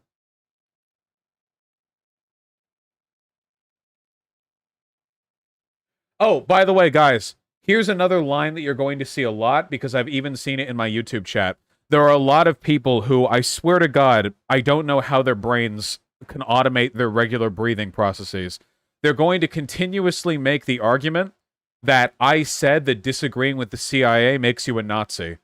I didn't say that. What I said is that the degree of conspiracism here was so irrational that it reminds me of talking to Holocaust deniers. But then they say over and over, like, "You're saying you're a Nazi unless you agree with the CIA." They're going to do that over and over. How can you take anything they have to say seriously when they're so plainly dishonest? You know?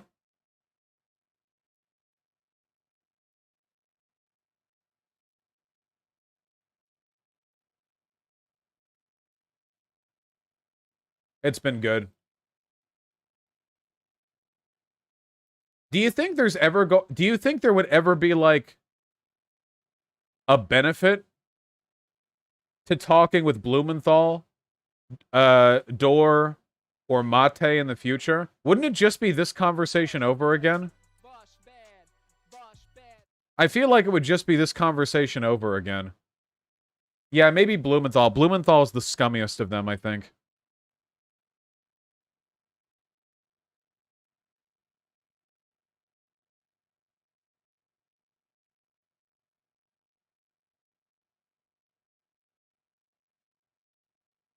It'd be like this, but louder.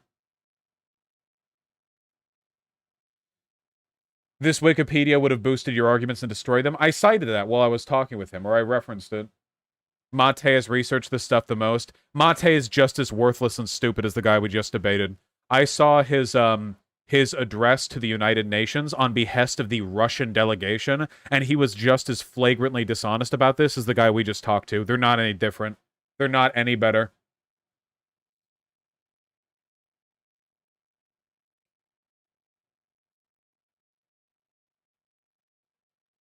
Who are these people like Blumenthal and Dorr? You know what? They're hey, listen. They're either Russian state actors or indistinguishable from Russian state actors. Take your pick, okay? Max Blumenthal literally works for Russia, and other people associated with them act like, I hope they're getting paid. You know? Why do this for free? All right. I still think you should apologize for the tattoo content for the optics. Nah, they don't give a fuck, dude. They don't give a fuck. They don't believe it. They don't actually believe any of it. I don't think they care about any of it. They don't believe it. It's completely disingenuous. Please stop. Dora isn't a Russian agent. What? Who cares, dude? They call everyone they dislike state agents. They call me a State Department agent. Who cares? They do it all the time.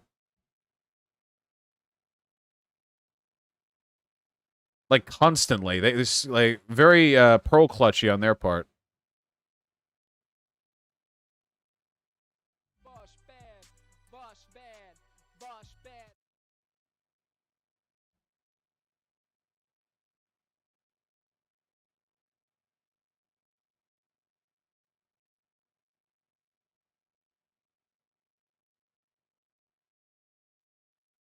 I think if you talk with Mate, would not be screaming and shit, so I don't think talking with him would be awful, although he's fucking insane. Yeah, who knows, right? Convince me that our presence in Syria is beneficial. Jumpman44, do you want to come on stream? Because I have said several times now that I don't support U.S. involvement in Syria, and I'm genuinely wondering if there's something wrong with you. Like, this is what I mean. They don't actually... There's no connection between reality. This is the third time that I've responded to this person. There's no connection between reality and the things that they say. They're utterly empty inside. They're just completely empty up here. There's nothing going on. Nah, I take it back. This person's not going to come on. They're going to take like 4 hours to respond. I don't care. Just go. They do not care.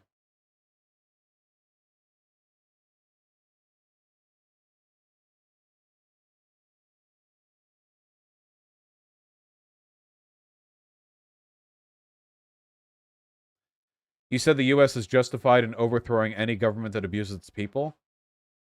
No? What?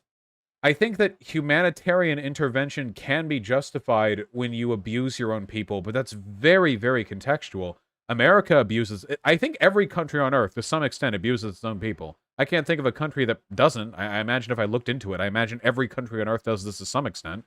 So that's obviously not, like, the determinate criteria. If there's good to be done, potentially, you know?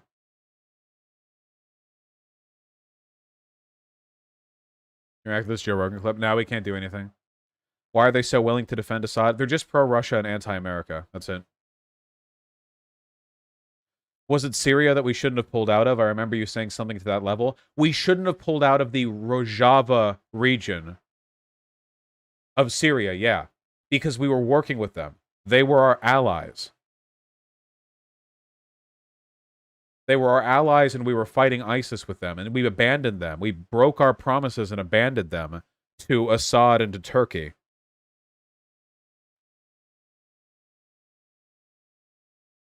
But I'm not saying we should have led, like, a coalition U.S. Syria Rojava force to overthrow Assad. It was about Kurdish independence.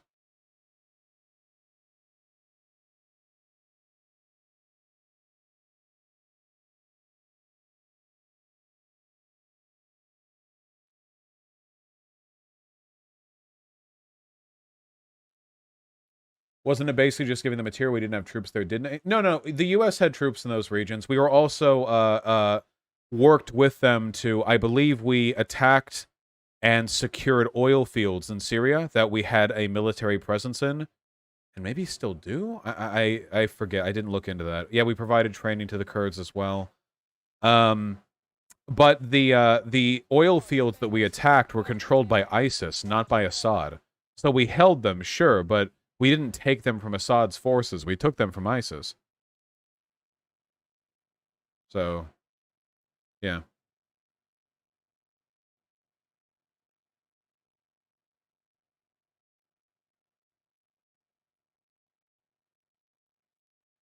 I helped train them, yeah. Okay. How are we doing?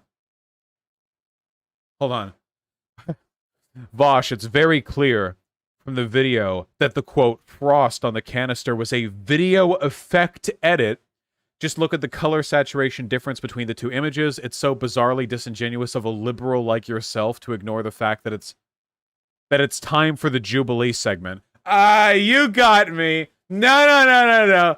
No, you got me, dude. That was good. That was good. Okay, all right. I can't be mad. Nobody banned that guy, right? No, that's good. Oh, God. That was a good one. God damn it. Oh, yeah, I do have some good news, by the way. Well, it's actually bad news.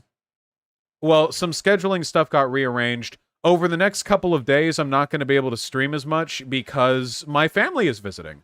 I haven't seen them in a long time. However, some stuff got rearranged, and I should be able to stream tomorrow morning. I thought I wouldn't be able to. I thought this would be the last stream for, like, a little while, but I should be able to do another stream tomorrow morning. So that's cool. Unfortunately, I did have plans to end stream today a little bit earlier. Fuck, am I really willing to not read donos right now? No, I have to read some donos. I can't cuck out that hard. I can't cuck out that hard. I can't cuck out that hard. I can't cook out that hard. I can't cook out that hard. I can't do it. I can't do it. Stream with your family, obviously. I'll try to get them in front of the camera, okay?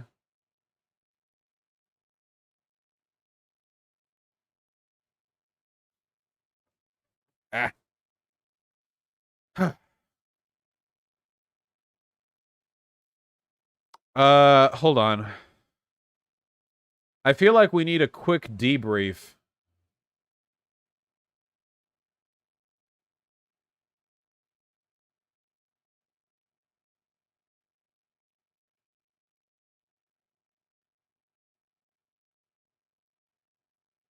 Is my dad hot? You know, I haven't ever thought about him that way. I think that both of my parents are looking pretty good for people who are almost like 60. I don't know. They exercise a lot. I don't know. I think they're cool.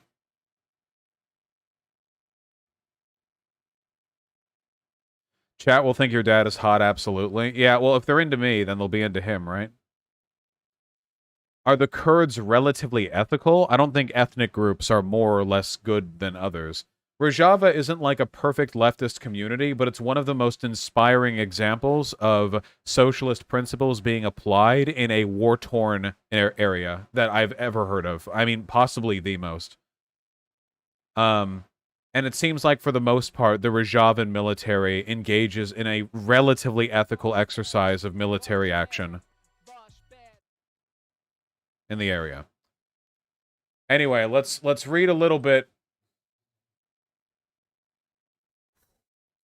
Jimmy Carter, Isiot Stunda, and Matthew H., thank you for the $5 all. I really appreciate that. I think you, TYT, and Francesco Fiorentini are all owed an apology. Yeah. Wait. Just watched Jackson's side of the debate. His speakers are blasting and is wondering why there's echo. Is he fucking stupid? Wait, really quick, how did the audio sound on his end? Hold on.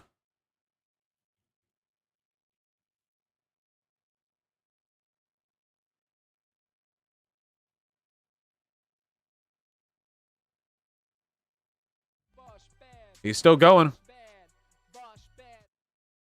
Richard Hillsman in one of those ear And then dropped it there, and like nobody saw this.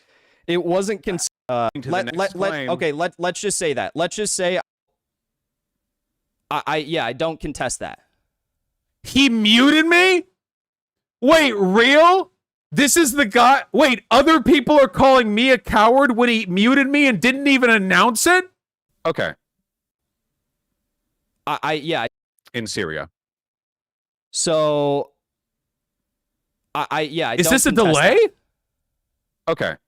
How do you Wait, is this not a mute? This is a delay. Oh wait, this is a use delay. suspect point at a time? You realize that was the original point we were making, right? I haven't even gotten to any of the whistleblower things yet. You keep Why am I so blown out? wanting to jump to them because that's where Literally Well, I just said think- that Ian wait, I Henderson think I just wasn't Inspector on A the and B ground in mixed up. Duma. He was literally taking measurements in the building. He was it many times before. because they were on the verge of regaining control. Not necessarily they could have. I don't know. That's not what the investigators were.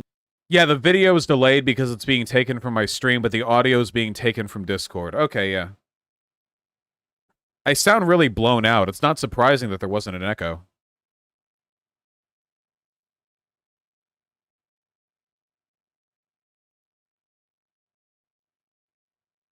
Bro, that guy was a Chad? He looks like he uses Axe body spray, but okay. I mean, all right.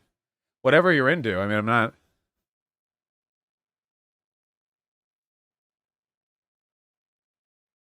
There's differences in taste, I guess. I mean, you know, we're all trying our best out here.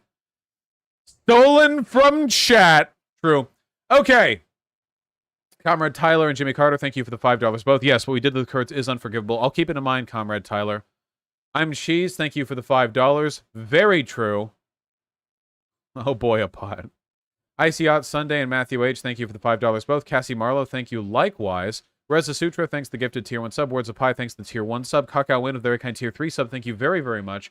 Could I highlight some worker co-op examples IRL? You can just, I'm pretty sure you can just Google that. I don't really keep a catalog in mind, I don't think. Sake Tanuki and Puya Shogi, thank you for the $10 both. I really, really appreciate that. Thanks for live viewing for the first time, Puya. This is certainly a live stream for you to choose to first do that. Thank you. Lugia, thank you for the tier 2 sub. Jackson Hinkle's deliberate misinterpretations gave me so much brain rot, rip my GPA. Yeah, it's rough out here. Sake Tanuki with the 2 consecutive $10 donations. Thank you very, very much. Sorry, we can't read through everything today. Yeah, I'll live stream Elden Ring when it's out, Nicholas Webb. Koofy, thank you for the tier 1 sub yourself. Spinosaurus, the Proud Socialist, Egypticus, thank you for the $5 and $10 respectively. I really appreciate that. TBH, I was kind of on the fence on this Assad thing, but now after seeing this, I'm more convinced the official story is correct and Jimmy Dore and his fans are unhinged lunatics. Yeah, it's bad out there. Habis, thank you for the very kind $20. I really, really appreciate that. Thank you very, very much. Christopher Lau, Jojo Mojo, and Vosh Superfan, thank you for the $5 all. I really, really appreciate that. Just FYI, chat, they were doxing you in his chat, like a lot of doxing. I bet they were trying to. They're really indistinguishable from alt-righters, guys. Seriously, I don't know how else to say that.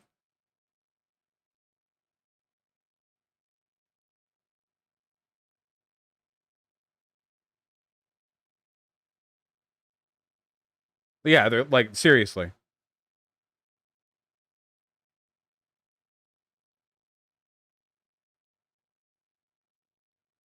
Ian Coxtony. True. Bosh bad. Bosh bad. Bosh bad. Based. They're talking about shoe on head in here, too.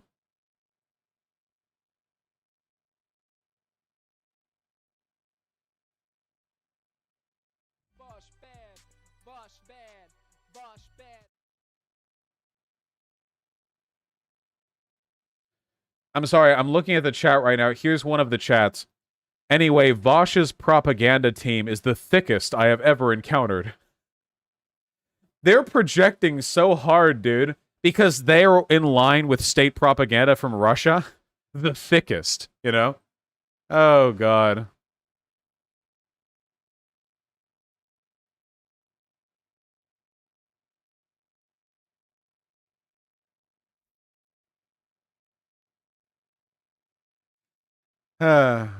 Anyway, Invisible, Vosh, Superfan, Jojo Mojo, and Christopher Loud, thank you for the $5 all. Really appreciate that.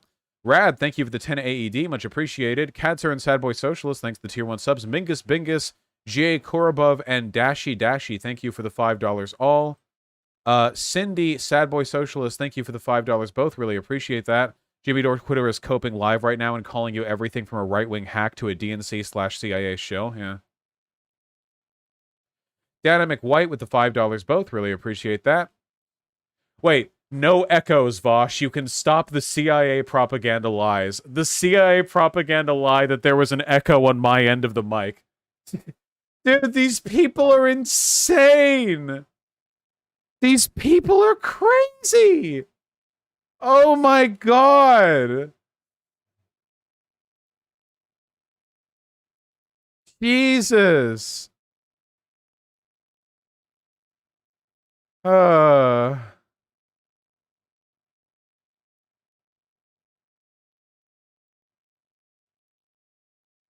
damn it. Your Mama's Llama and Nicholas Grover thanks the tier 1 sub both. Really, really appreciate that. Jimmy Carter thanks the $2. Salakin with the 5 Australian, thank you. Linkard and DPNY thanks the tier 1 sub both. Really appreciate that. Jimmy Carter with a very kind $10.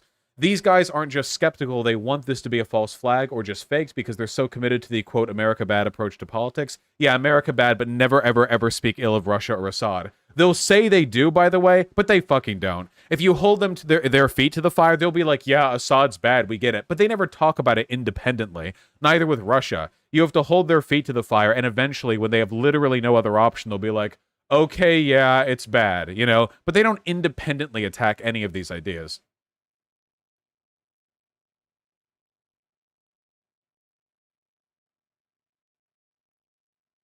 Bosh bad.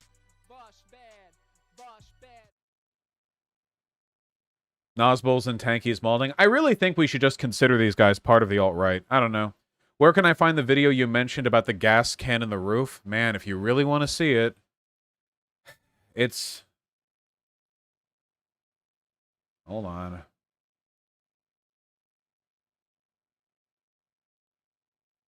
I can't give you the name of the video because it's in, like, Arabic or whatever, but here you go. Here it is in chat. With the timestamp of the relevant section. Trigger warning, content warning, etc., etc.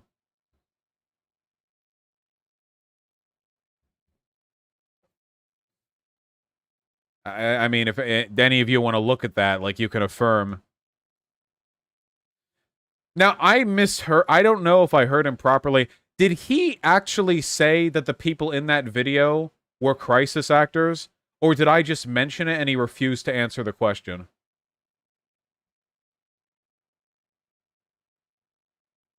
He just refused to answer? Yeah. Very curious. I think he said, I don't know. Yeah, funny how that was his answer to literally everything. And then he kept saying that I claimed there was a video of the bomb being dropped. Was there a part where I misspoke and said that? Like, am I getting gaslit? I really don't think I said that.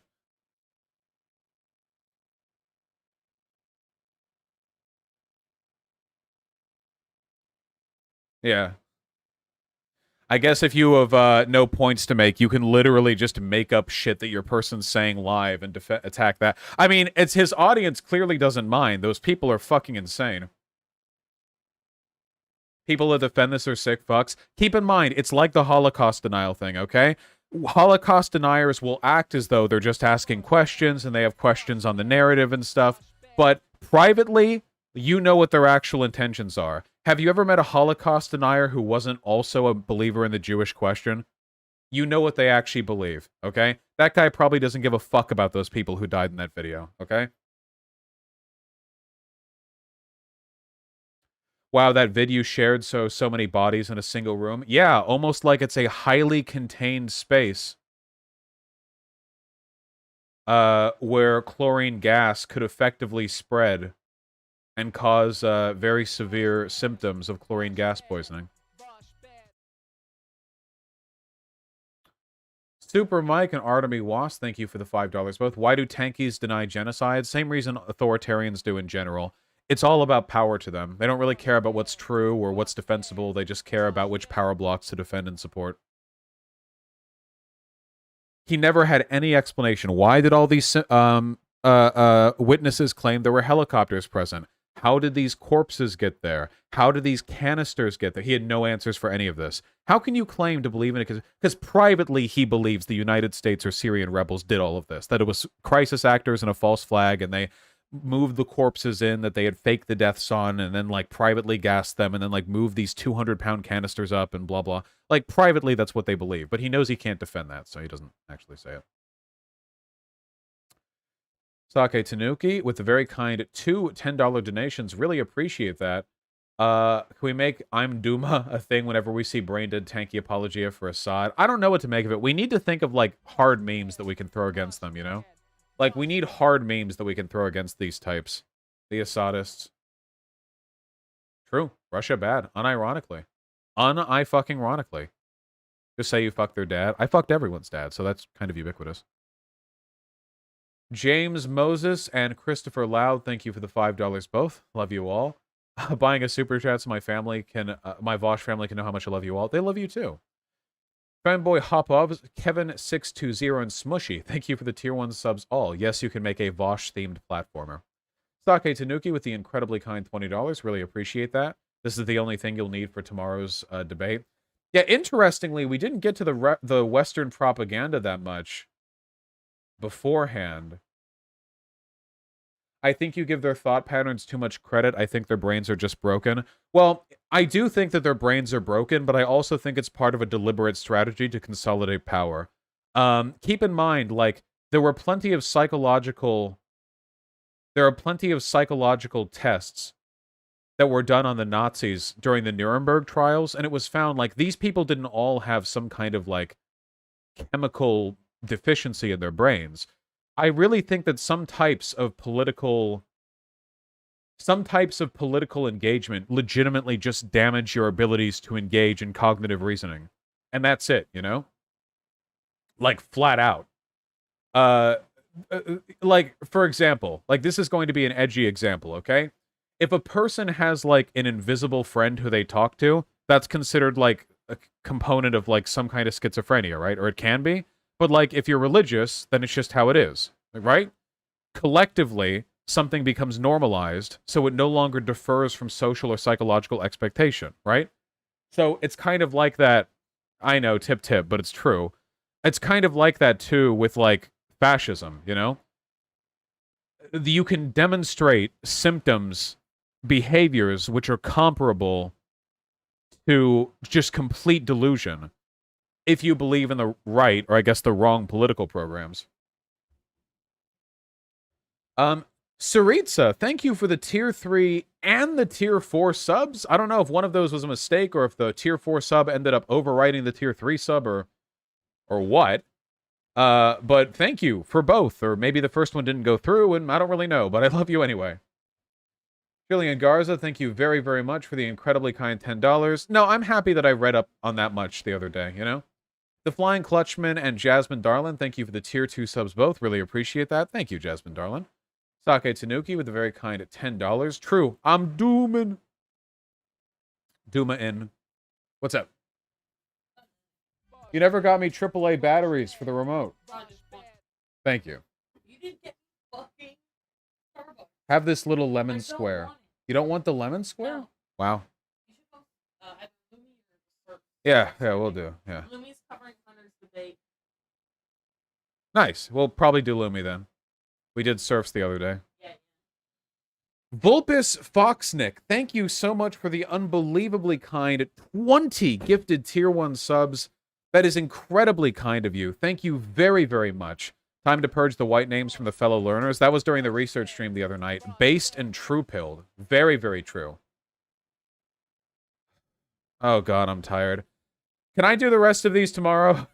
There are still some from today and last night. I didn't get any sleep. Do the rest. Get cucked. Tomorrow might be the last stream for a while. Tomorrow's just going to be fun, no drama. We're going to do Jubilee. We're just going to do video reviews. Just fun content, no drama, big memes, big dreams. Okay? That's what we're going for tomorrow. Right now, I need to prepare for a business call. It's going to be tomorrow morning. Anyway, I love you all very much. Twitch people, let me send you off. Go, go, go, go, go, go, go, go, go, go, go, go, go, go, go, go, go. Remember, all of you are on Twitter duty. We're currently trending on Twitter, which means it's your job to go there and to upvote posts making fun of Assadist fascists and to defend people who are making fun of the people who are, you know. You know the rules. Be gone, Twitch. And as for the rest of you, I love you all very much. Please take care, and I'll talk to you all soon.